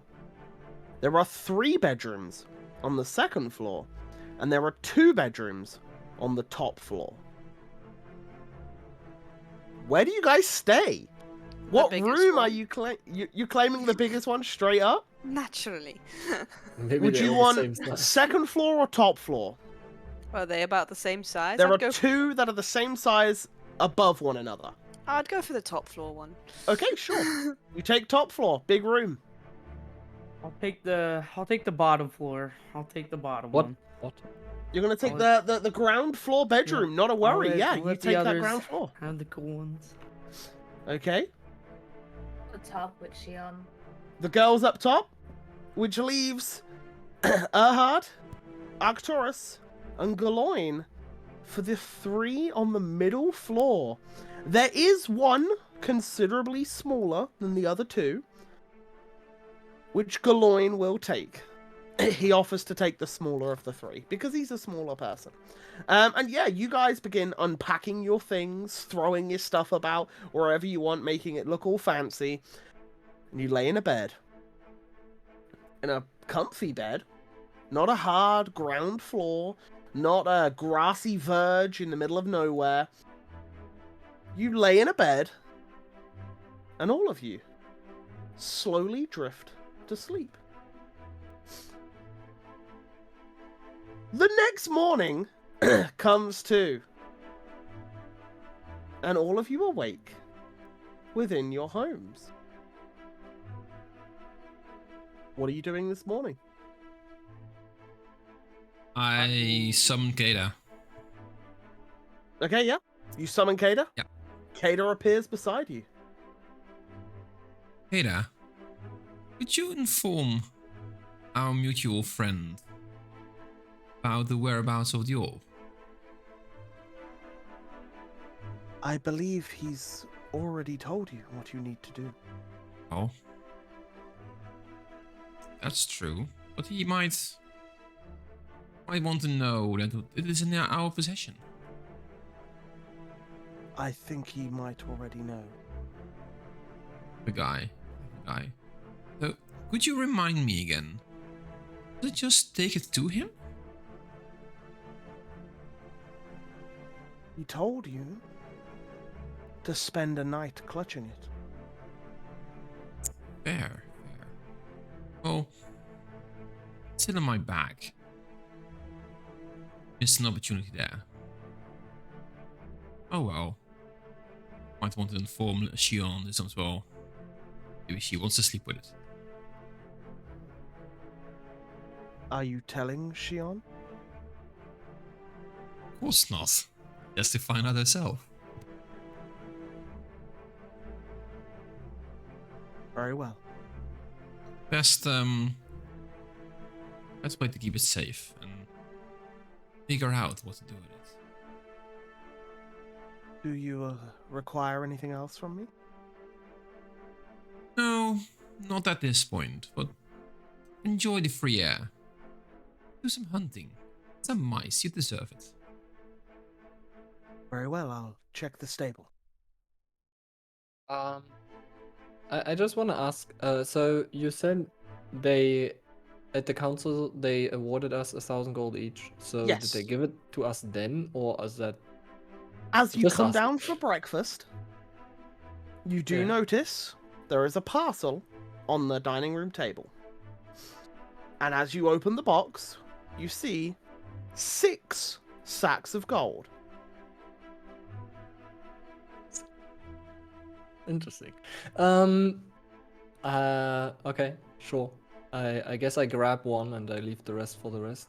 Yeah. And I want to go and just you said there's a reading section of sorts, like a Yeah. small library, not library, Yeah. library, but yeah. Yeah, Just- there's 3 bookshelves and like a chair that's like in the corner, which looks to be like a reading corner. Yeah, so I just want to browse, see if I can see anything interesting. Obviously, magical things are like on the lookout most, but other than that, maybe something about the city, maybe something about the kingdom or politics, because, well, Erhard is a bit, he doesn't read the room very well sometimes, so you might want to study that. Yeah, you start to look through this bookcase, and it is primarily mundane sort of things. There's like a few books in there that clearly the previous person who kitted out this library was into some sort of fishing, and there's quite a few books on like different areas within Arantis that you can fish. There was some like fly fishing techniques and other such things that are there as well. And as you're scouring through, you see a couple more on like the history of Arantis, the region. There's a couple of bits talking about the breweries within Ashendale and how they came about. And I would say as you just flick through a couple of pages of like each book just to see, you do spot the name Taff in one of the books of the breweries of Ashendale. And that piquing your interest, you decide to read a little bit more. And that's where you find out that some of the breweries were owned by Taff's father, Howard Taff. And Howard ran a very successful business line until his dying breaths, he sold it. And there is no mention of his son throughout the entire book. But that's the only thing I would say of real interest as you're flicking through, apart from the Arantis as a whole, maybe the history of it. If you want to read through that, throw me an investigation check to see how much information you gather from that. I'll say like over the course of like an hour, maybe. I don't expect like to, like I was wondering stuff like maybe even a map or something, because I believe we've kind of been wandering the place without really knowing much about it. So yeah, that may be kind of information if I can find that. A Just- map of. Well, map of maybe Arantis or surrounding area of Arkenvale, since we're now staying here. You do know that you do already have a map of Arantis. Well, it's kind of crude, not very detailed, is it? Okay. Like, Yeah. Yeah. You can look through the. Yeah. You take a little look through the history books of that. Within there are similar diagrams of the same similarity of what you have as a map of Arantis. so no, like, I don't know, additional information of like It's special very spots or something. I don't know. Roll me an investigation check. Yeah, and I'll just, see if I see if did, anything comes 20. up. Oh, you did. Sorry. Oh, yeah, I see It's it. alright. Yeah. No, it's alright. It's all good. Yeah. So what I would say is the things that pique your interest is Karatosh. Karatosh being one of the cities towards the south is a heavily religious city where lots of religious warriors came from, including those known as the Illuminated. And the Illuminated were the ones that fought back the Age of Darkness, where demons and devils plagued the lands from a tear in the sky as the Nine Hells crept its way through into the land. And the Illuminated all hailed from Karatosh, and they headed out towards the Wildlands, where they cleansed the tear with the help of everyone in Northern Veritas. But they cleansed the tear, but in doing so, they all died. The whole of the Illuminated died, and all of their holy weapons and all of the belongings on them became ancient relics that people sought after. Karatosh became the home of the Illuminated's memory, and a lot of holy warriors look up to them as these really powerful beings that basically saved the world. You get that as one. You get the Temple of the Ancients. You read a little bit about that. It is up in the Cloudtop Peaks. It is very, very, very old. Dates back probably like 1,000+ years. And it is, according to this book, there's very little information on it, but it is a holy site to the Titan of Air. Which I think was called Vapos, but I could be wrong. I'll have to check my notes for that one. But yeah, the Temple of Air, which is up really high in the Cloudtop Peaks. And finally, the other piece of information you get is the Lake of Old, which is apparently a lake from the dawn of time, which is actually the crater of where the gods fought. And it is where the sea weeped into the crater and then became a very old lake. Yeah, apparently a lot of religious people like to visit this site, as it is a site of deity-esque levels, because it is the crater of a knee or a fist.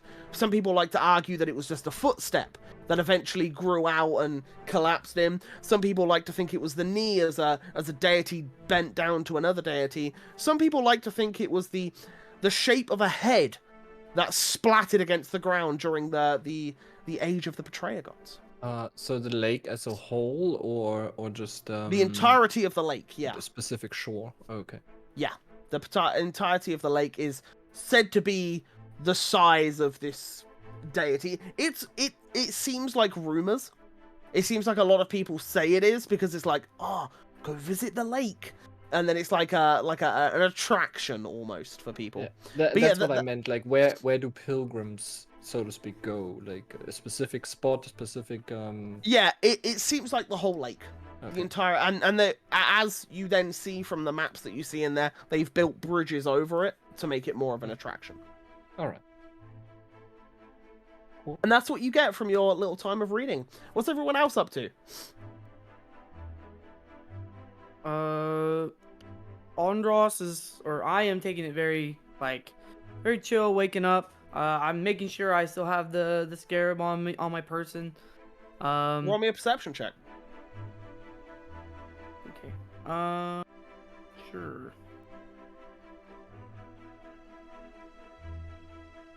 Right there.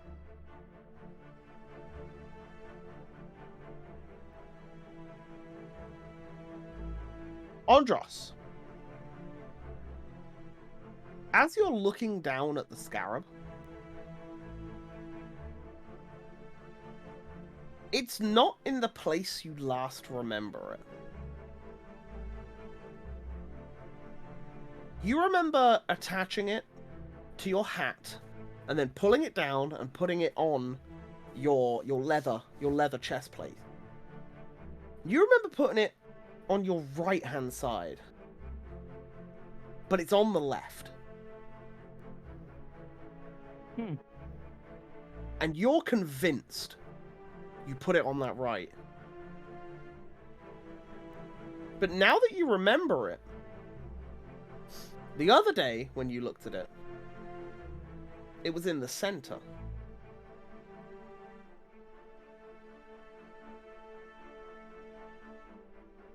Okay, I'm gonna firstly move it back over to where I had it originally. Yep. So you unclip it, put it back over the other side. Yeah. Grandma, Andros, my boy. do you remember anything about this item just moving on its own, perhaps? What item, dear? The scarab thing. Moving?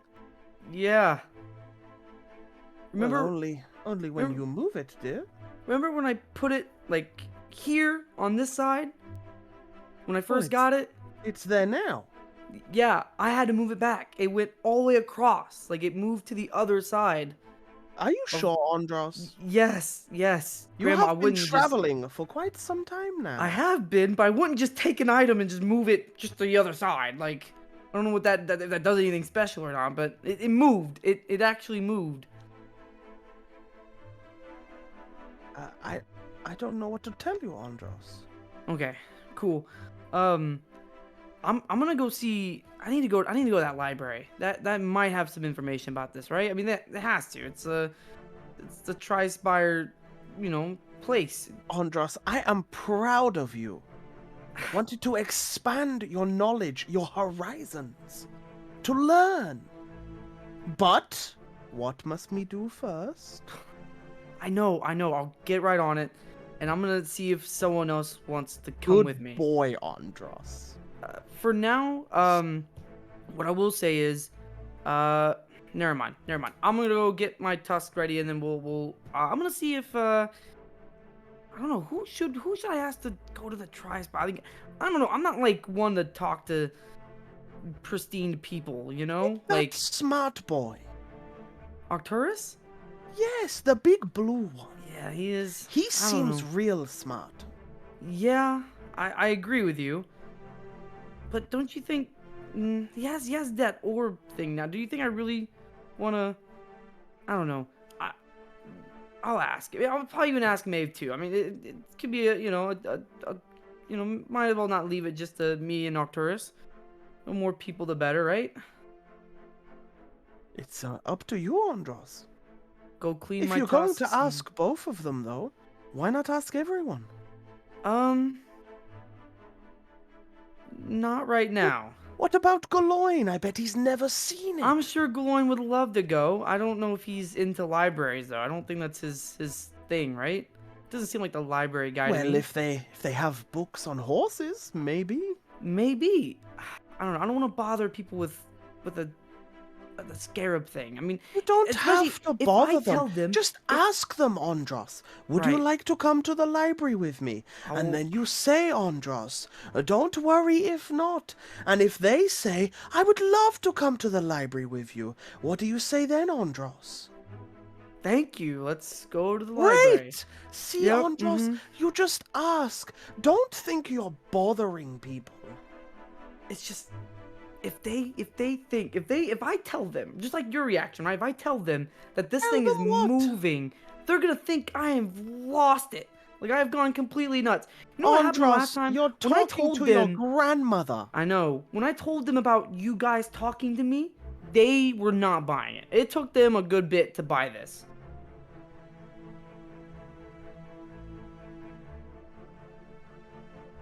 I wouldn't be mad at them. They think I'm already crazy. But, you know, that's besides the point. I'm going to go clean my tusks. I'm going to go ask if anyone wants to come by that matter. And then I'm going to go find out more about this thing because I am starting to think this thing has some issues. Look. Stop overthinking. That's what I do. I overthink everything. I know, Andros. Now clean your tusks, go downstairs, and say, "Hey, everybody! Would you like to go to the what was it? The Tri-Spire Tri-Spire Library? Yes. I'll I go bet do there's that. some really cool things there. Mm-hmm. And then Right. we maybe, keep it a secret. maybe even direct it. No, Andros, don't keep secrets. Have you learned nothing? I've learned quite a bit. What I'm starting to learn is maybe sometimes you shouldn't just give out your whole thing and Look, just, maybe Andros, withhold information for the time you feel being. a slap round the back of your head. Of course. Andros, Yes, Grandma. don't tell them. Find out what Mhm. you can, and then ask. Right. Yep. Don't scare people. You're not even 100% sure it moved. Grandma, I'm 100% sure. How do you know? I need you because I know where I put it. I know Yes, but because I had it you on my take- hat. Andros, I had it you on my take hat. your clothes off when you go to bed. You don't sleep in it. Grandma, I don't think an item could just go from one side of my shirt to the other. That seems way out of any sort of physics. Anything Right. realistic. But you never know. Maybe someone else did it. Someone came in my room You were last in night. that shady bar last night with that shady man, and you were talking to him at a close level. Grandma, I'm telling you this. Did you see what those women were wearing? It was atrocious. Right. You know what? I'm done with this for now. Thank you for answering. I'm Never gonna- go back there, Andros. It is bad. Bad place. Grandma, I'm 60 years old. I'm an adult. I didn't like them girls. I don't either. I don't like them like that. One of them is a total badass, though. I don't know if you ever met her. Ooh. She can. Oh, her name's Ashley now. She can turn into a wolf, like a dog. What, like Maeve? Yeah, something like May, but hers is like actual just the dog and not just multiple things. Like May can turn into many animals. She can only just turn into the wolf. Turning into a dog? What kind of dog? A lichen is what they call it. What the hell is a lichen? I guess a big wolf. I don't know, but it was pretty wolf badass. or a dog? Yeah. Listen, I don't know. It's both. Isn't a wolf Anyway, technically a dog? anyway. Yeah. But besides the point. Yes. I'm gonna go do this. I'll see if he wants to go, and then we'll Brush go, your tusks. I will brush my tusks, Grandma. Thank you.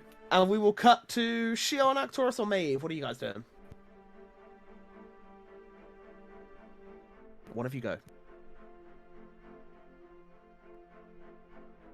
This mic, I don't know why it's so shit. Hello, I'm here. Hello, Okay. we hear you. Very Yeah. loud. Steve, stop shouting in the morning. It's early. Oh, I'm sorry. I'm not used to sharing a house with people. I haven't done that in a while. I'm going downstairs, but I feel like everybody's already heard me shout in my sleep. And I'll see who I see. Yeah, as you go downstairs, Erhard is down there. You see a box with about 6 sacks within it. No, 5 now. And yeah, you, I would say you see Kada flying around outside. Okay. And I don't think Andros has quite come down yet at this point because he's brushing his tusks. I take money. Want my Yeah, you bag? take a bag. Yeah. Galoin, is Galoin about? Galoin is currently not.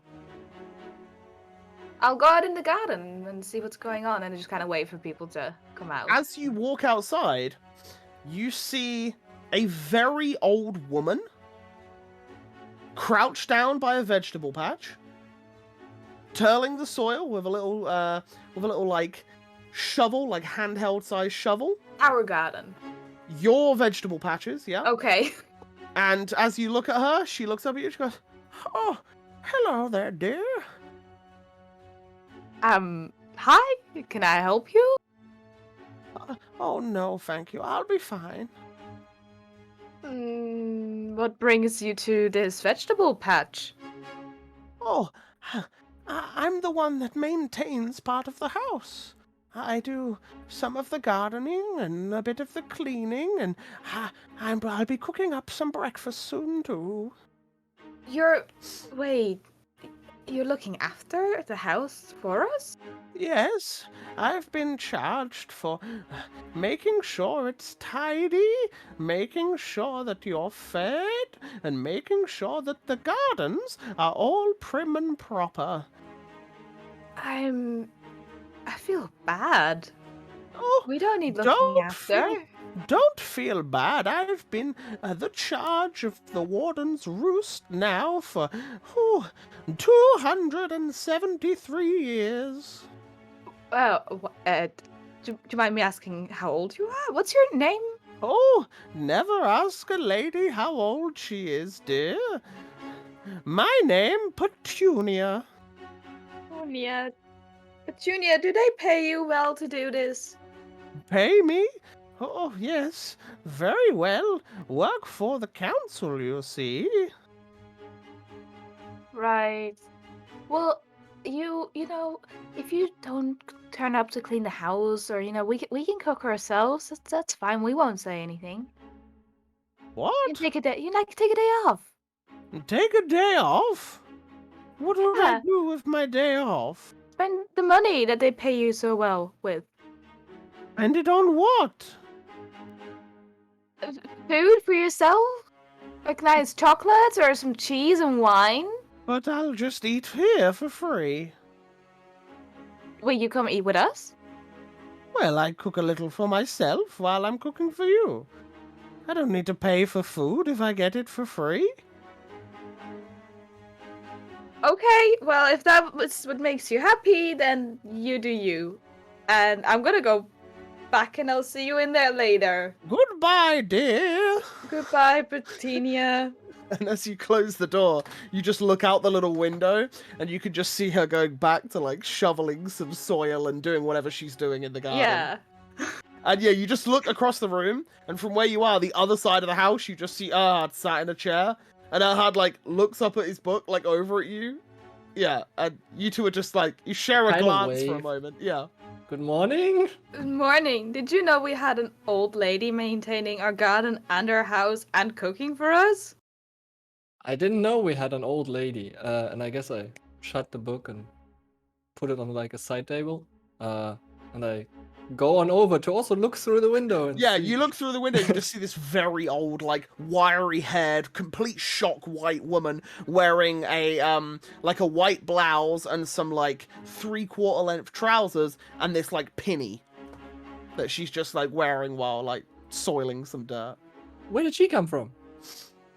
She's maintaining this house for the last 273 years. Oh, so I kind of tried telling her that she doesn't need to be here and we're fine, and she didn't want to hear it. So I guess she's part of the interior. sorry. Well, at least the garden looks nice. Like when we're not here, someone has to, you know. Right? Yeah. It'd be nice to get back to, I guess, when we leave. Yeah. Where's Socks? On my shoulder, is he not? As he peers through some of the hair that was in front of him and, yeah, looks at you. And He's I guess here. I say good morning in Sylvan to him. Yeah, he looks at you. So, you liking the garden, Socks? He continues to look at you and then just puts a bit of hair on his mouth. In Sylvan. Yeah, Yeah. and as soon as you say stop, he pulls it out. He knows that one. Cool. Probably. I guess we need to keep teaching it. Yeah, we gotta talk more Sylvan to him. I think he understands that one. Yeah, probably should. It's like, I mean, children learn that way, right? Yeah, listen. wait, maybe Arcturus could teach both Socks and I how to read properly.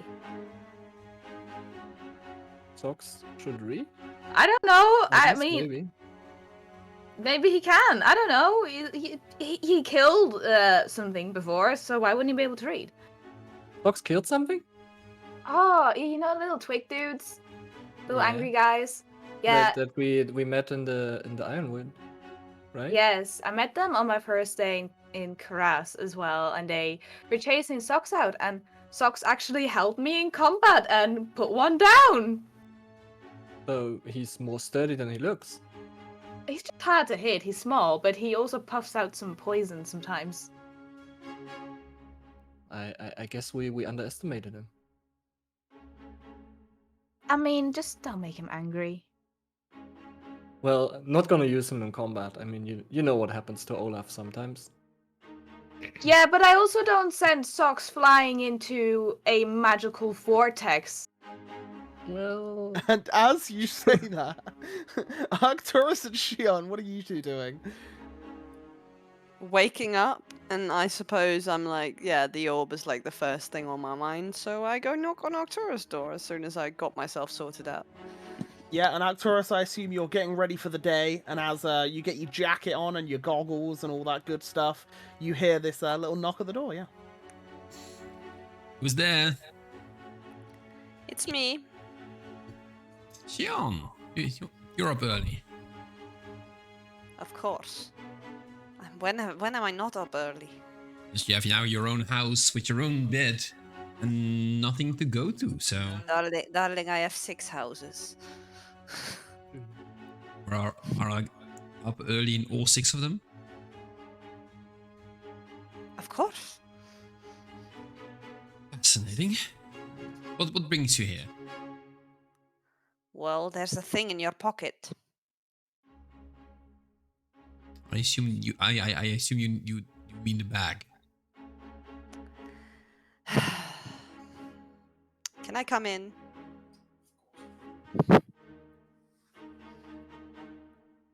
So I guess I enter Yeah, the room. you two are in the room, yeah.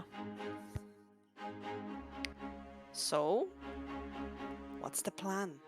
Everyone seems clueless. Well, short plan. We're gonna invite to a banquet in our name, so Yes, you know. we need to go there afterwards.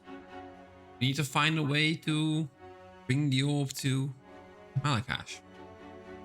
You said something about an old ruin. I'd go to the library in Trispire. Let's look there. I have a better idea. Why not go back to the old ruin? Do you know where the ruin is? I literally led an expedition there. Far from here. So? It's home. Sort of. Weird way of speaking about home, but I getcha. Of course, I want this curse to be rid of, but I need facts, I need information. Fine, go have your little field trip to the library. I'll accompany you. That would be wonderful. Maybe we find some ways to send information to Corinne. Yes, well, about that, I might ask, what's her name again? Your friend from the Trispire. You mean Miss Aliash? Yes, Miss Aliash, exactly. Might ask her for some more sending scrolls. I think we deserved it now, and I'm quite a bit stronger than I was last time I was here. For someone who is good with people, it's quite awkward to forget the name of our... It's early. I just woke up. Please, cut me some slack here. Let's go downstairs, let's meet the others. And as you two go downstairs, Andros, you come out of your room at the same time, and then you all hear a door close.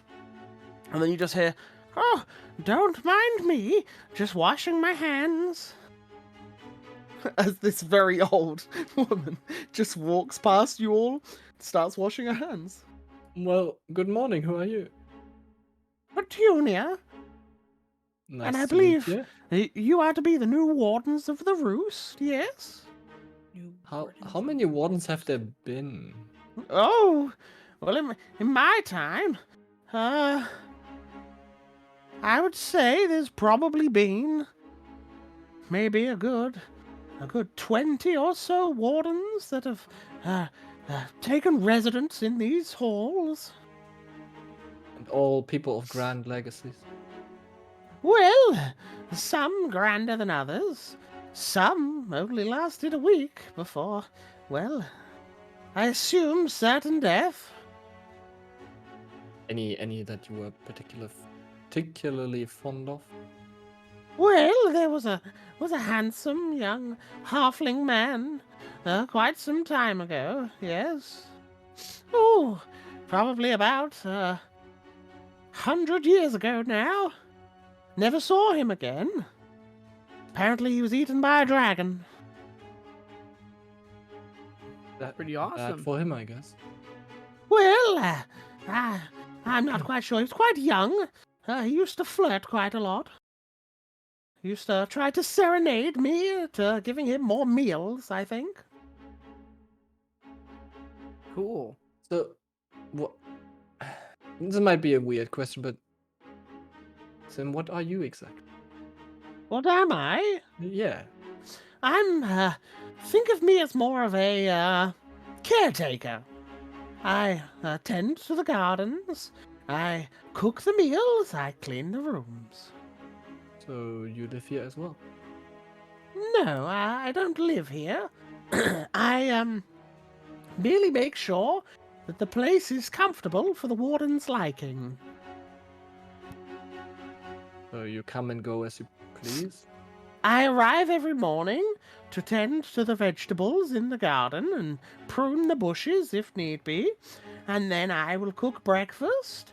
I leave after breakfast for a few hours and return at lunchtime if you are to be here, and then return later again in the evening to tidy up the house and empty the chamber pots before, going on my way and returning back in the morning.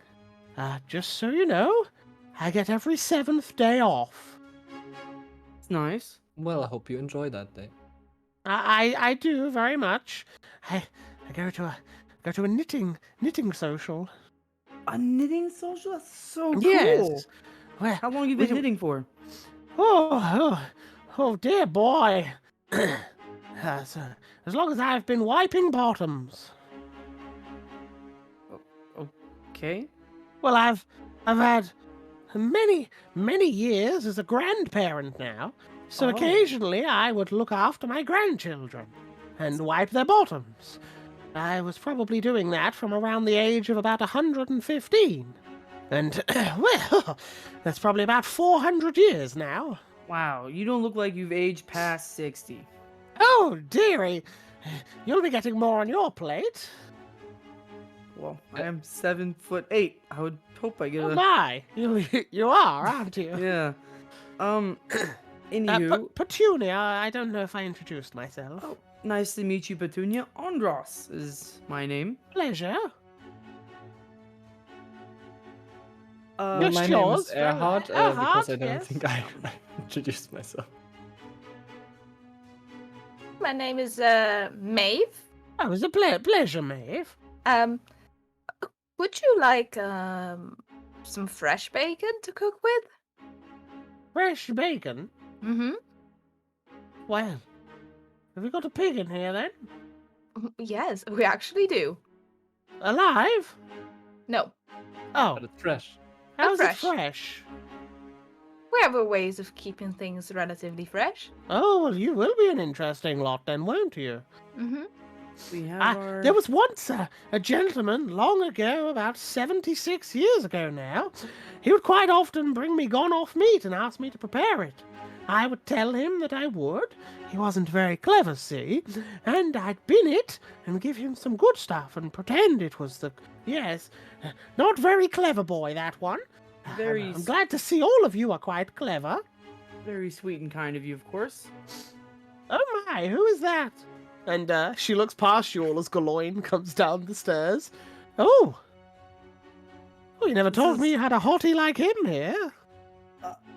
Galoin just goes like beetroot red, like looks at her. And she's just like, hello. Oh, you haven't met the fearless Galoin? Oh, fearless, is he? Yeah, absolute just strong. Like he man, I have some stories about this man. He is quite a catch. I know we were traveling one day down the road, and it was like we only known him for like a day now, and we got attacked by like what was the animal, the creature again? It was like a big Griffins. snake. Huh? Griffins. Griffin. It was Griffin. My bad. Griffins. Big And snake he. griffin? No, just a Griffin. Just a Griffin. My bad. And he protected the wagon like it was. He just brave Oh man. my. Galoin is, yeah, absolute brave. It wasn't for him, I think I would have been gone. Like for Well, yeah. between me and you, big guy, he'll also be having a big plate. Oh. Oh. Anyway, Yeah, I must loves get eat. back to my gardening. I've got some radishes to pluck. Okay, well, you have a good one. Thank you so much for helping us out. See you all later. Bye, Galoin. And she walks out the door and shuts the door behind her. And Galoin just like wipes like some sweat from his brow because he was like completely petrified of the situation. Galoin, you got a fan. Why was there a really old woman in here? She works around the house, I guess. She makes sure the house is good, clean, whatever. Oh, right. Yeah. Also, Galoin, I'm gonna go to the library today at the Tri-Spire. I got some information I want to go find out. If you want to go, or you have anything else you want to do, feel free to. Yeah, I'll go. come. Oh, you'll come with. Awesome. I've you never have, been like- to the Tri-Spire. I want to see all the wizard stuff, you know? It'd be Cool. pretty cool. Yeah, we can do that. Anyone else? Anyone else wants to come, you can. I'm just gonna go get the information I need, and then help Galoin see some magic, because I want to see some magic. They probably know some pretty crazy stuff over there. I was going to anyway, not just for the fancy magic. I was very curious whether we could get in now. You can. We course. can, They Hart. said Why don't you they- pay attention for a bit? See, listen, even I paid attention. They literally said in the thing that we can go anytime into the library. We're now wardens, blah blah blah. We have special power and whatnot. So Well, we can just go Tri-Spire on in. might be special, but sure. But they said the library that's in the spire. Oh. Well, I'm also gonna go to the library because I can read so many books there. May, if you want, you can help me look. You can help me look for something certain. I need to look for something specific. I'm gonna look for Torture Dust, which I'm guessing he's gonna be around there anyway, so I'll join you, but I won't be reading. Okay, yeah, that's fine. Maeve, if you do need someone to read for you, tell me what you're looking for. I can maybe find the book. Yeah, I can exactly. read. I don't know what I. You know what? If you could find a book about a lost city in the Laston Forest, that would be amazing. Yeah, well, we can always ask people if they know of it, and maybe they can point us in the right direction. Mhm. Yeah, sure, I'll help. All right, cool. Well, gang, I guess we're going to the library. Field trip! Yay! Field trip. Yeah, come on, wardens. Yeah, warden. You're a warden. Yeah. too. We should No, get that's like what a I mean. class. not We're like the a- wardens. We are. Do we get like a thing to make us look fancy? Like a Uniform. clasp? I don't know. Maybe ask Petunia. Oh, you remember the card that Felix gave us? The golden card that got us like the tavern in the first few days of travel? That only Should some you of one it of had, those? yeah. Like a business card. Like a golden card that just says Wardens of Arkenville, let us in. Thank you. Maybe they just- Petunia would know, right? If she's been here however many years. Yeah, go. I feel I mean, like you should could ask her, Yeah, Galoin. you should definitely talk to her about it. I've just remembered. I've left my bag upstairs. Oh, so have are. you? I'll go right, get right, it. I'll go get right. it. We're gonna go to the library though. We can talk to Petunia later. Oh, sure. Yeah, all right. Yep. I'm ready to go now. If I'm ready to go too. Just get on. he runs out the door quick. Let's go. Do you all go? Shion, do you go as well? Yeah, brilliant. Yeah, you guys start making your way towards the Tri-Spire, and where you are, it's not that far. It's actually in between the Oaken Stag and the council chambers where you're staying, the Warden's Roost. So it's a little bit of a shorter trip. And yeah, you head on up to the gates of the Tri-Spire. And as you approach, you see a red cloaked individual. Greetings there. How may I help you? Hello, we're the Iron Vortex. We want to check out the library, just look for some information. Yes, Eliash did say that you have a full permit for entering the library. If you wish to purchase wares from the library, you can do. They are not free, I will add. Wares? But yes, magical items and such. Oh!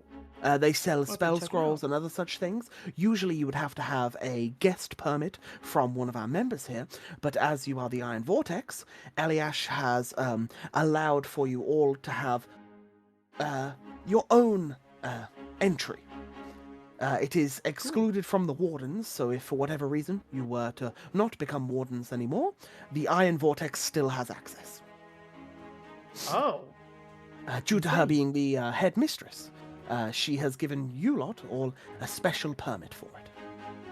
Well, Yash is quite good. a great person. Thank you. Do you mind showing us the way to the... Yes, by all means, if you just follow this road into the central building, you'll see it, you can't miss it. Up the stairs, I believe this lady here, and he points to Shion, and Shion, you recognize him as one of the guards you spoke to at that time. She will be able to guide you through as well. If you have any questions, by all means, ask someone behind the desk, and they'll be able to help you out. Thank you. Appreciate it. And enjoy the Tri-Spires. Thank you.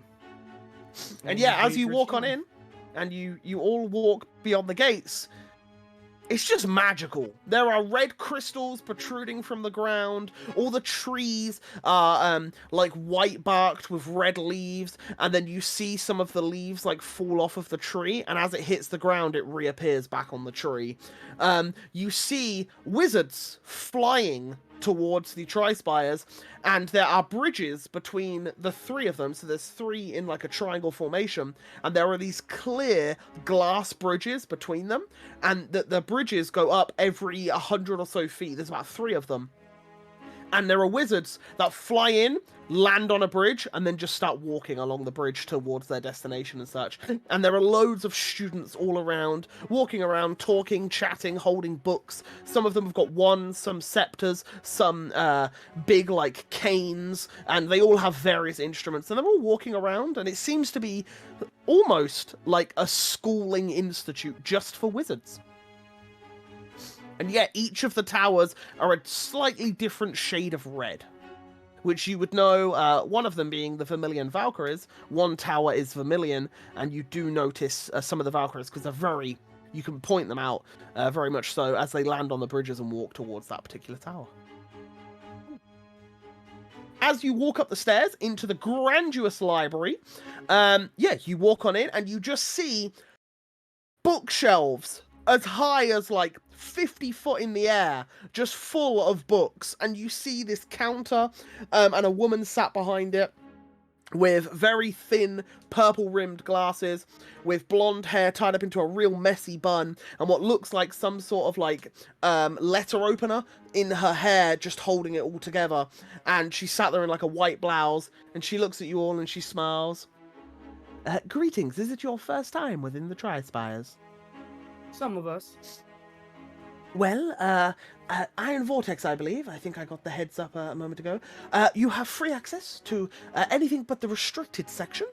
But by all means, take a look around. You can, if you wish to rent any books out of the library, you may do so, but you must let me know what books that you are renting out, or you can spend some time to read them here. And if you have any wants for any of the magical items inside of things, the quartermasters are at the back, which you can have a little word with them as well. Alright, cool. So we are looking for something specific. Do we just come to you and you can tell us where to find it, or? I certainly can, yes. What are you after? I want to look for information about the Scarlet Scarab. Scarlet Scarab doesn't ring any bells per se for myself. Do you know any more information on it? It's an item. It's a magical item from Fortis. Very well. It was owned by a woman named Dakatha, a healer, and she was known as the Scarlet Sands. Okay. Yeah. Yes. Dexter. And as she shouts out Dexter, this gentleman walks on over, and you can see he's got like his hair is really high. It's clearly done magically, and it's bright ginger, and it just goes straight up and then to like a square. And as he walks on over, he's got like a bit of a ginger like chin strap going on, and he looks over to you. He's like, "Yes, how may I help you? Fortis Magics is my speciality. So if you wish for me to travel there, by all means." Yeah. Sure. Very well, follow me. And he takes you, Andros, towards the section. Do the rest of you follow Andros, or do you ask for your own individual things? What are you all asking for? As a member of a section will approach and look and take you to that area.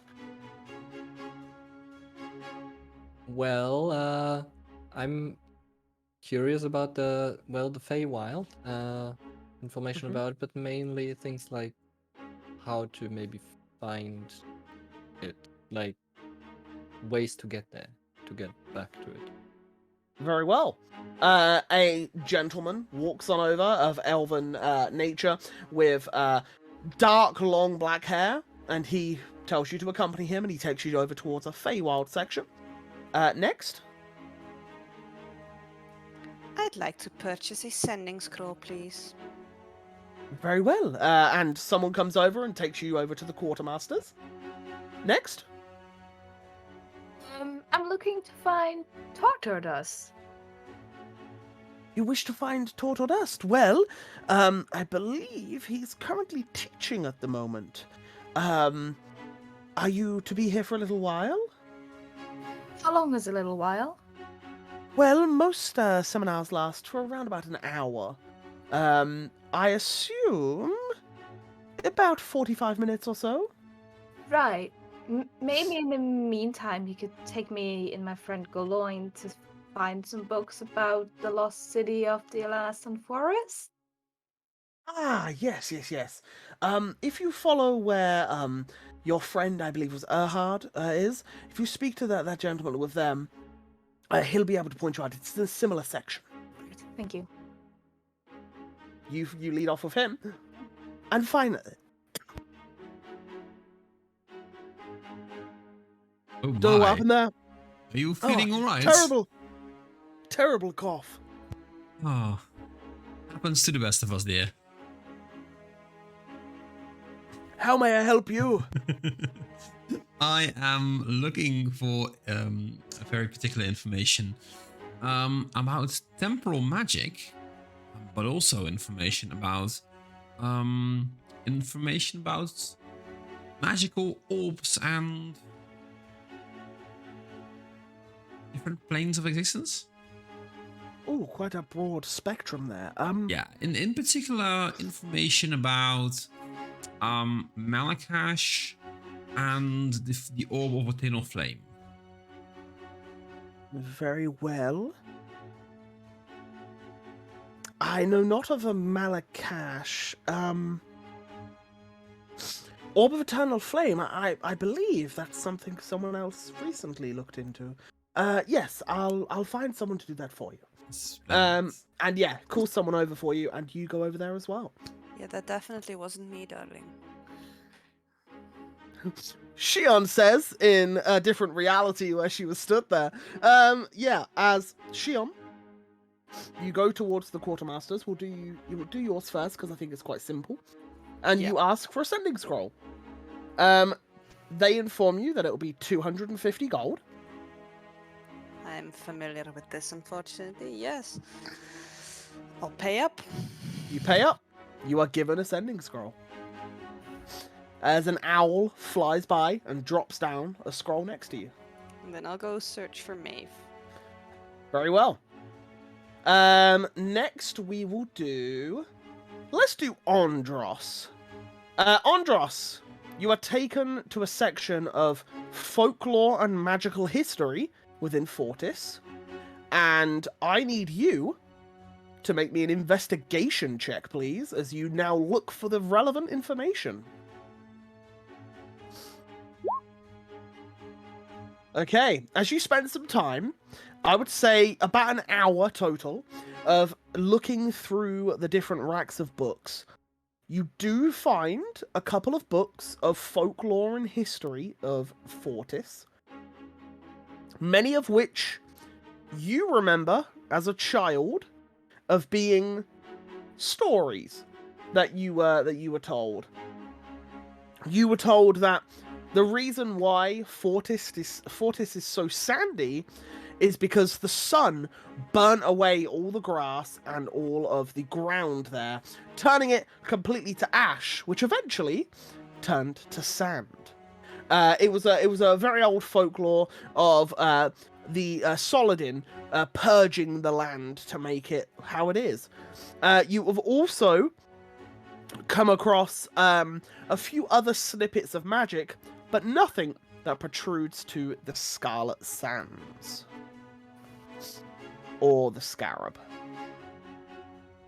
And that's what you spend an hour doing. And unfortunately, don't find any information relating to Decatha, the Scarab, or the Scarlet Sands themselves.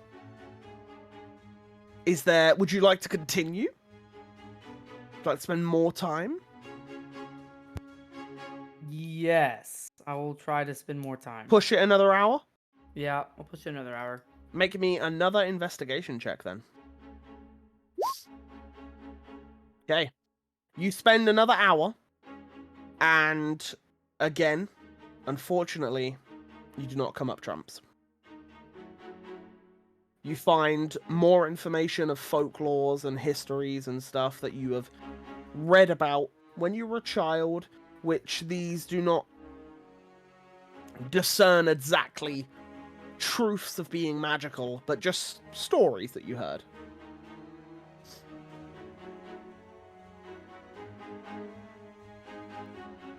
Okay, so 2 hours pass for you, not a problem. We will move over to Erhard. Let's go with you next. Yeah. Investigation check, please. Yeah. And you are looking for specifically how to travel to the Feywild? How to travel to it, but also just more detailed information about its nature of sorts. Okay. So that I can maybe figure it out, and I would like to spend a lucky. Oh, okay, yeah, sure, go for it. So I just roll again. Yeah. Oh, so, during your damn it. time studying, you do find a few books relating to the Feywild as a whole. You know that it is a very chaotic, magical landscape. You find out that various creatures, such as fairies, pixies, centaurs, satyrs, and other such creatures do come from the Feywild. You know that it is a place that is not just simply found. Everything that you read doesn't primarily state that you can go to X location and step through a portal. It seems to talk about how it is never remaining in one place and it is constantly moving. And I would say with the 11, that's about as much as you get. You obviously do get some more information on, like, stories and fairy tales of how people have traveled to the Feywild, but nothing concrete. And that's how you spend your hour. Would you like to push it another hour? Well, I'm just wondering.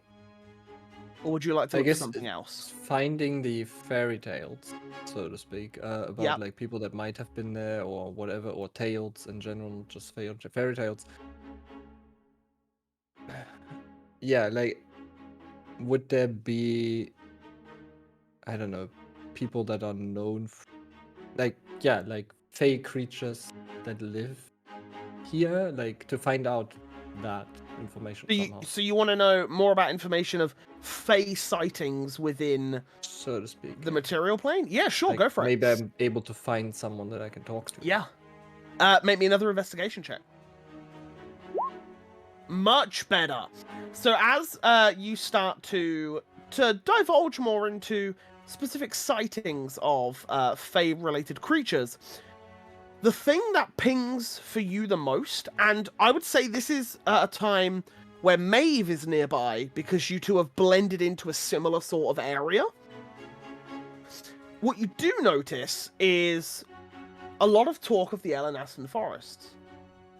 And within the Elenaston forests, you realize and start to read about that it has a very close tie with the Feywild. That apparently in this part of the world, the veil between the two is thinner. And there has been sightings of Feywild creatures traversing between planes here. There are also rumors, because you rolled a 19, and that's within the same parameters of this information, that there are rumors that years ago, during the Age of Darkness, 700 years ago, there was a city that vanished from existence in the Elenaston forests. And this city is rumored to have transported to the Feywild. And the person that completely sucked up. Okay. Yeah, completely. It was a city. The trees and everything around it was there. And then all of it just vanished and there was just nothing. It was just an open plain. And you start to read into this and find that this is obviously very interesting because somehow an entire city vanished. And yeah, as you're discovering this information, you read that the city's name is Symmetra. How do you write the city? That? So it's Cimeta. Cimeti? Cimeta.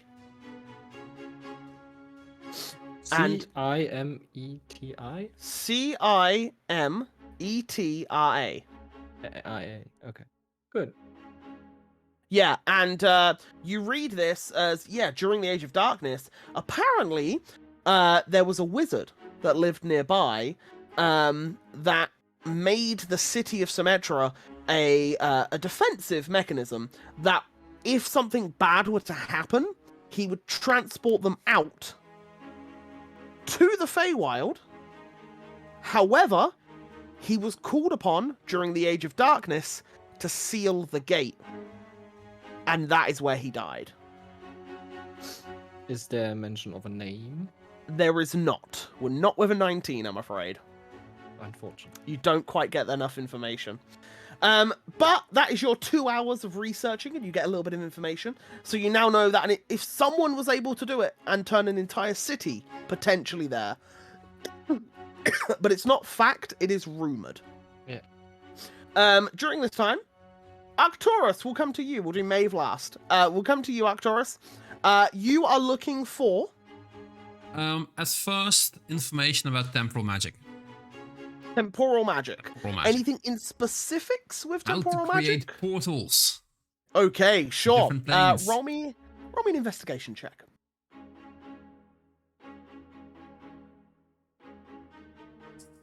And... Oh, very... Oh, yeah. Ah. Nice, 24. So, you find plenty of books.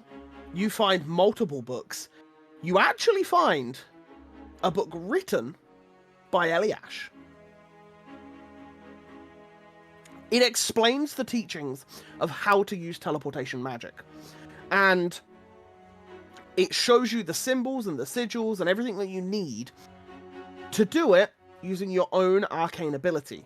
However, in every single book that you read, it informs you that you must be able to control arcane magics to a higher level.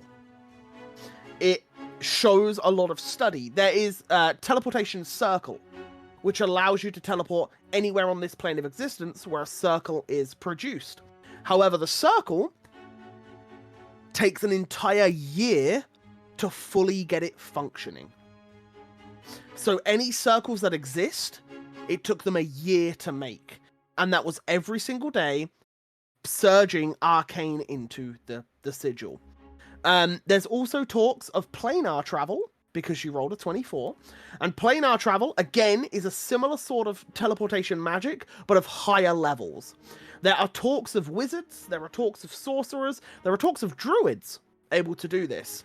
And it is that connection between the magics that you have that allows you to enable it, but very limited known people can perform such magics. Eliash is one of the few that is known to be able to do it, and she has wrote a book about her understandings of teleportation magics.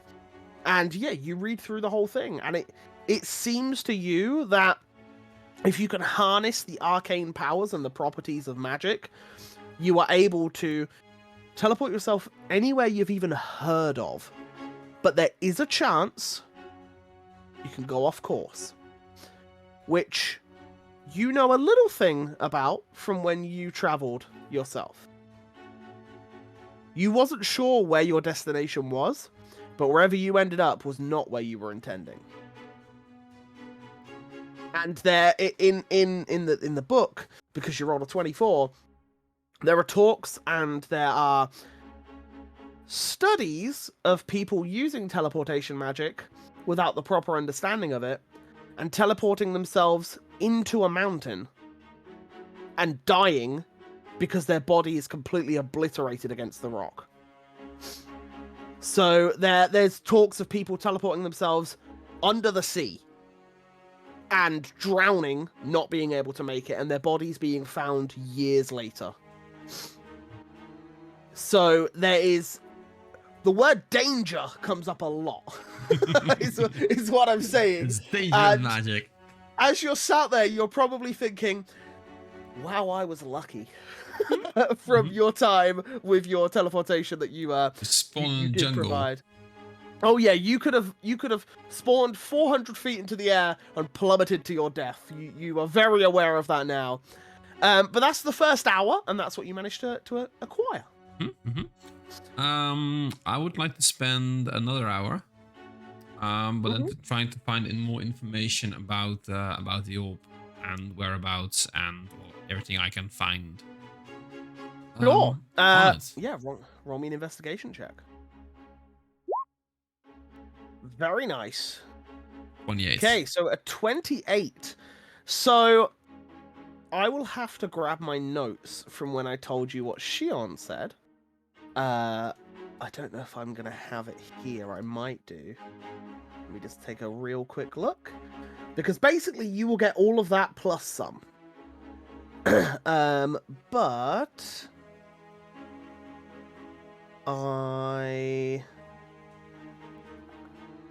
I don't think I've got the notes. I will get back to you in the week, and I will give you a load of information. Yep. But basically, you find the same stuff out that Shion found out. That there are multiple different things that this orb is apparently called, as well as what it can do. One of which Shion knew, was it has the ability to resurrect an ancient dragon, which is terrifying, because if it can actually do that, it could bring back things that are ungodly that could wipe out the world. You have heard that it is a very powerful Afriti that was trapped within an orb, and the Afriti's soul lingers in it, and anyone that can siphon it out will become incredibly powerful. You know that it is very sought after just because of its magical powers, and it is very heavily, intently linked with the elemental plane of fire. And I will say for now, I'll give you that, and I'll give you some more information once I've got my notes. But for now, yeah, that's fine. Yep, wonderful. Maeve. Yes. As you come into your first hour, what are you looking for? And then you'll have a slight interruption as Shion comes on over. Would I have heard what Erhard was going on since That was in his second hour. Okay, sure. Yeah, so the first hour, yeah. First hour, you can do you. I would be still looking for anything on the city, the lost city. I don't know if I should investigate or Galoin. I will say you roll the... Oh, no. Well, his stats are the same. Wait, what's your intelligence? 12... wait, what is my intelligence? This is why it's low. 13.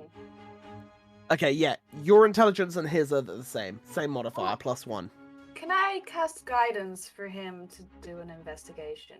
Sure. So yeah, there you go. We'll do that. You roll, and then I'll let you add the d4 because it's him rolling, but it's the same modifier, so it doesn't matter. Do I roll 1d4 and Roll an investigation check, and then roll a d4 after.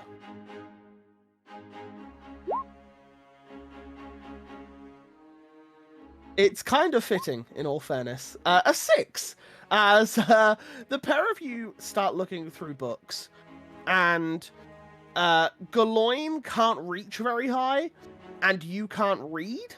So it's a lot of getting a ladder for Galoin to go up to read the books, and then you moving him around on a ladder, because it's one of those ones with the wheels.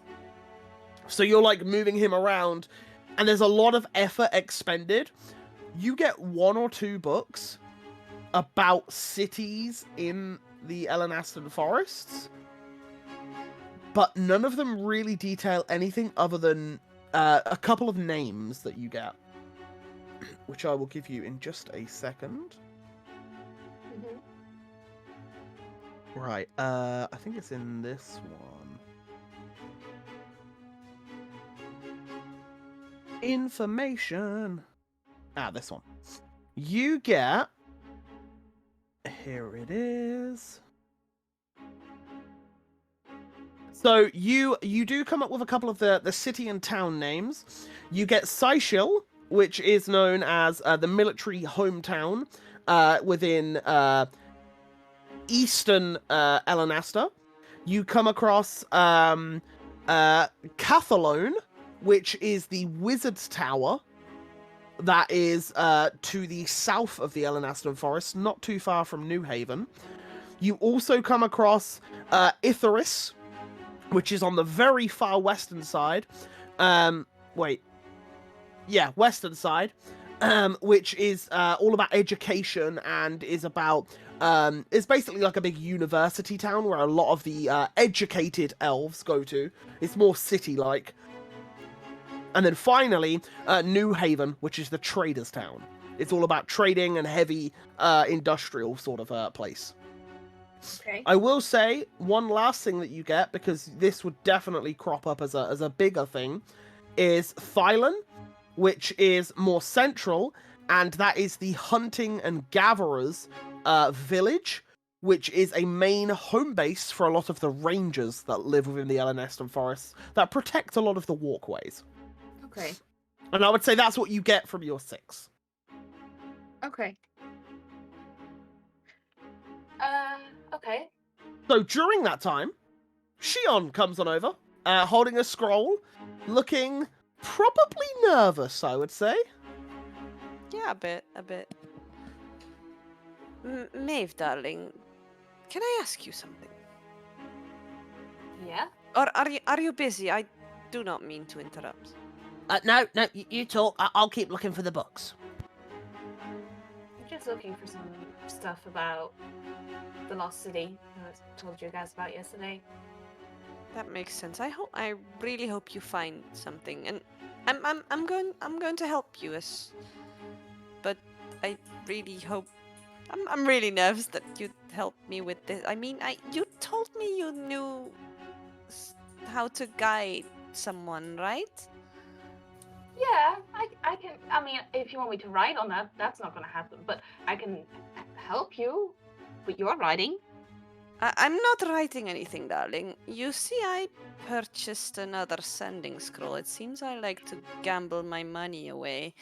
Oh. And, you know, I know I said he was... Oh, you weren't there, right? You know, the Kingston Bernardo, he was bluffing a lot. But he did say that he may have some intel on my family. I don't really believe it, but it did make me worry a bit more than I should, probably. So I really want to send my family a message, like my father a message. And I hope it works this time. I feel a bit stronger now than last time. I can help you. It's only a little bit of help, but maybe enough to put you over the edge. Yes, I mean, I trust you, so I hope you can help me. So Do you want to do it right now, or? can we maybe like look for a play? I mean, Goloin, darling, we 5 minutes, okay? Yeah, it's all good. It's all... Can we like look for like a place where no one's watching, or like a Yeah, little bit of a more for sure. private area? Okay. Yeah, not a problem. So yeah, can I try? And You I put certainly my can. hand on her shoulder. Just say, for the love of clear, send a scroll to her father. And I cast guidance. Okay, so I need you to make me a flat charisma roll, and then add 1d4. You know what? We'll let Maeve roll the d4. No. We'll let Maeve roll it. 12. No. 12. Oh, a 4. 16. 16. I will be very glad to tell you. The DC's 13. So no matter what Just Maeve like rolled, last time. no matter what Maeve rolled, you have it. But if you hadn't have had Maeve's help, you wouldn't have got it. I know. That's why I asked Maeve. So 24 words, right? You have 24 words, and I will be We'll counting be each of counting. them. I know. Okay, ready? I'm fine. Tungsten wolves betrayed me, led me to Arkenvale. Will return to Chartusa soon. Please send word. Look for Iron Vortex. Love, Shion.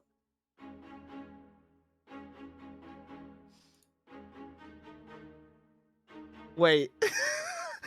Fuck it, I counted it 1,000,000 times. Wait. I just counted 25. I'm fine. Tungsten wolves betrayed me. 6, right? Yeah. Led me to Arkenvale. 10. Yeah. Will return to Chartusa soon. Yep. Please send word. Look for Iron Vortex. Vortex. Love, Shion. Love. Okay, it is 24. Whew! Because literally, the last word was Shion. So I was like, if that was 25. I mean, it would have heard it in my voice, right? So it wouldn't have really mattered, but. Yeah. But yeah, so as you say this, you just hear. What? I can't say anything back, right? You're alive?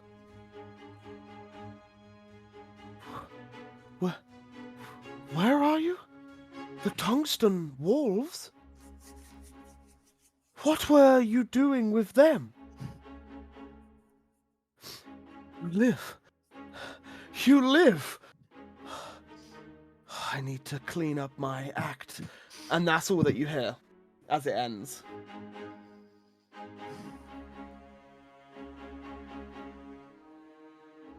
And you hear your father's voice in your head replying to that with so much confusion. But you hear at the start what sounded like sadness turn to hope. Thank you, Maeve. Oh, good. He looked. Wait, did I hear that too? Nope. Okay. I heard my father. I don't know. I need to return home soon. He was very pleased that I'm alive, at least. Which is a little bit of a relief. Is your mom still alive? No, unfortunately not. She died when I was a little girl. What's your dad's name? Ivan Loranil. He is very close to the Chartusan royal family. Yes, very very wealthy man, but I don't know. He and I, we were close, but maybe not as close as I had hoped. Yeah, I mean, I reckon he primarily wants me back. back in Chartusa to, take care of the estates, take care of business, and find myself a good husband. Probably, well, like maybe the crown prince or something. Is that what would make you happy? The crown prince? Well, naturally, I want to go back home more than anything. But I don't think everything would be as they were, even if I did go back. But you're not enjoying, discovering the world with us? I do. It has made me realize that there is more to this world than just Chartusa. I mean, we finally have a home now, but I guess you're not gonna stay? Chartusa will always be my home. But I would, as soon as I get a little bit stronger, I'm certainly going to come back to Arkenville. What do you mean get a bit stronger? Have you seen you with them chakrams? Have you seen Eliash? I want to know what she can. So I Yeah. can, go back and forth. Yeah, and then oh my god, yes, and then you could keep visiting me. We could have cheese and wine nights. Exactly that. And then you can bring me back some mango salad. Absolutely. Yeah. But for now, oh yes, go on. I was gonna say maybe I can find some delicacies from my home and bring that back. I don't know. Exactly. Speaking of which, I'm going to help you with whatever you were looking for. Well, I'm looking for two things. One is torture dust. I don't know how to cast guidance though, so I apologize. I can cast it on you to help me. Sure. Um. So, yeah, Shion, you spend a little bit of time helping Maeve get through the books with Galoin. The hour ends as you see Tortordust walking on over. And he's like waving very slowly as he's walking over to you. And he like walks up to you and he smiles. Hey, Tor. Hey. How are you doing? Oh, I'm doing good. How can I help? You remember maybe about 1 or 2 weeks ago, you said you could maybe help me with something? Sure. Do you remember? Nope. Do you remember us as a group collectively being here Oh, outside yeah, the gates? yeah. Mm-hmm. And Hey, we were- Shion. Did you ever get that scroll sorted? I did. Thank you very much. Good to hear it. Thanks to Maeve here. Oh, well. And I'm going to buy her a round of drinks later, and I You've- haven't told her that yet. Both come a long way in 2 weeks. We do a lot in 2 weeks. I bet. I hear you have free reign of this place now, right? Yeah, we do actually. It's pretty cool. Doesn't happen to just anyone. Nope, but when you can read, I'm sure it's a great time in here. So, well, what did you need? Do you Sending? remember? Scrying. I don't know what it was called, but you did a thing for Andros and Shion? Yeah, scrying with the pipe. Yes. Would you be able to do that again? Not in here. She gets pissy if I smoke the Right, so like outside. Oh yeah. Uh-huh. I mean, I don't even know if it's possible because I think, I don't know, I know I'm from the Ilanescent Forest, but I think it might be the city that's in the Feywild that is rumored to be in the Feywild. I don't know what the limitations, I don't know, but I feel like it's worth a shot at least. So the thing is, with the scrying, it's gotta be on the plane that we're on. Right, but then if it doesn't work, then it might just confirm my thought that it isn't a Feywild. So either way, it'd be helpful.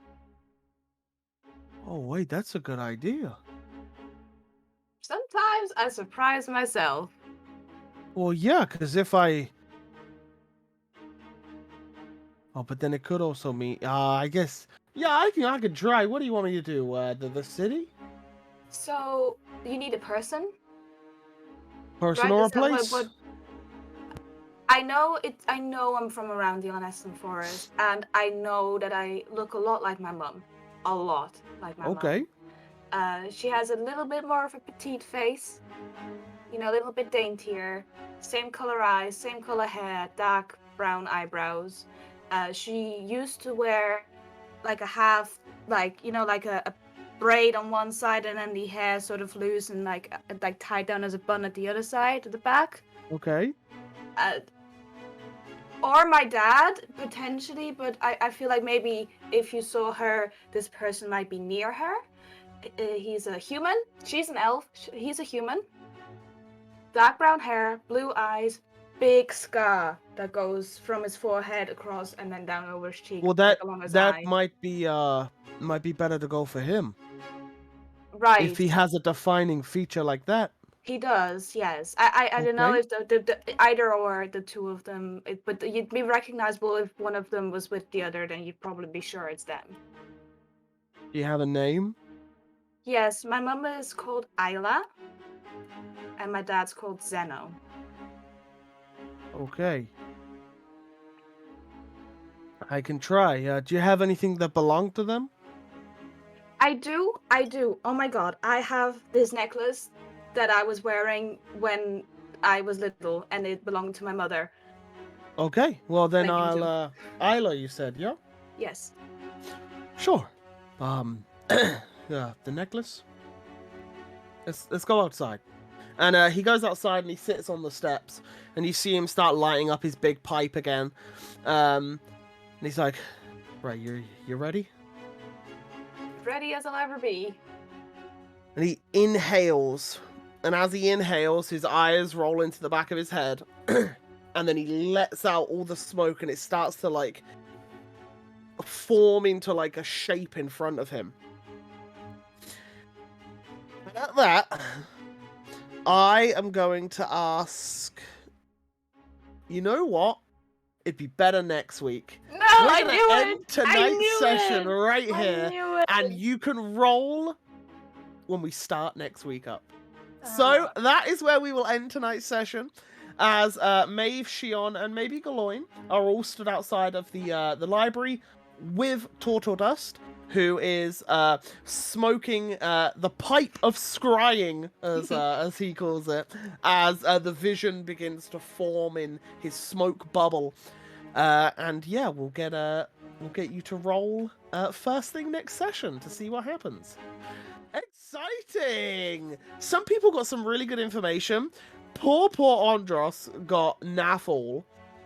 In all fairness, it is not your forte at all. Investigation isn't. But, you know, it was good. Also, something I didn't mention at the start of the session because I needed to refresh, but we have our Tenko emotes now. So you can, if you're subbed, you can use them. They're amazing. And once again, Frith drew them for us. And yeah, thank you so much. Well done, thank Frith. you, thank you. We're going to go around the room and introduce ourselves, where you can find us when we're not here, while I rest my voice for a second. So, Tim, take it away. Let me use like very long words so you can like rest your voice very, very long. Maybe talk a bit like Thor does there. It will grow on you. No, but guys, you can find me at the Team Logic NL channel, where I stream with my lovely wife, Lan. Woman wife? I was about to say wife, but... Yeah. God damn you, man. something like that. We have been starting a new remote adventure. It's going to be starting very, very soon. We have been planning it. But tomorrow we dive back in Horizon Forbidden West, because we have to end that as well. That's what we're going to do tomorrow. So, yeah, thank you guys for showing up today. Much appreciated, and I love today's session. So, let's see you about next week. Awesome. And below Tim, we have Eagle. Eagle, take it away. Hello, I'm Eagle. You can come follow me and I do random stuff. I'll be doing the quarry tomorrow. We'll be starting that, and then Tuesday we'll be starting something else coming up that I'm not entirely decided on, but it will probably be something. But yeah, that's all I got going on. Awesome. And below Eagle, we have Smitty. Take it away. Hello, I am nervous already for next week, so that's gonna be fun. Damn you, Onion! But yeah, I am streaming tomorrow, so I'm Resident Evil Village, and then I am taking Sunday off because I am going back to the horse races. Yay! Because yeah, guys wanted to know that. Yeah, that's pretty much it. Clippity clop, nay nay nays. Awesome. And to the other side of the screen, Zeb. Yeah, I'm Agent Zeb. As you can tell, I'm awfully tired. Like this week was crazy. But anyway, yeah, you can find me over on Agent Zeb. I play a lot of variety kind of games, strategy, RPGs, indie games sometimes. Currently enjoying my Crusader Kings a lot. It's just very fun, like new mechanics, new things to try out, and new things to discover. And speaking of new things, or relatively new things, there was a big development patch stuff for Going Medieval, so I'm gonna check that out soon, hopefully. Awesome. And above Zeb, we have Lan. Lan, take it away. Hello. My name is Lan. I stream on the Team Logic NL channel along with my male person compadre, whatever. Husband. So yeah, I'm currently doing the Pokemons on Wednesday. My first, no second, no third, no fourth hardcore Nuzlocke. So if you want to see me yap too much and not paying attention to what I'm doing, then yeah, come check it out. Awesome. And finally, I am the Onion Soup, who has the roughest throat today. I will be streaming on Monday, all being well. I'm really hoping this weekend it shifts. But yeah, streaming on Monday, all being well. Carrying on with the Pokemon normal type, hardcore, monologue. We're doing Oras, and I'm at the 6th gym, which is the furthest I've gotten in this particular run. So I'm hoping and praying to the RNG gods that we win.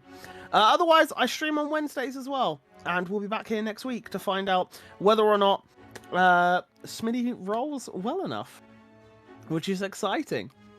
Do we have a raidee to raid into? Oh, I was gonna check that. I was already discussing with my agent of intel. Agent of intel? Yeah, well, what are you, Kingston Bernardo? Maybe I am. I have like my agents around here to like share information for a price. It wasn't me. No, but the one we yeah. No, I was gonna make a terrible joke about Petunia working for Kingston Bernardo. Ooh, that would be thing. Hello. That would be big brain.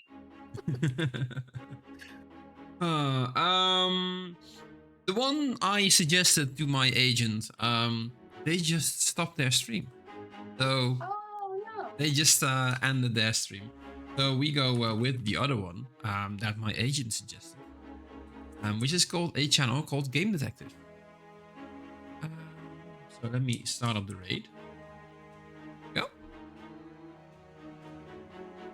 Awesome, and yeah, copy and paste the raid message. There it is.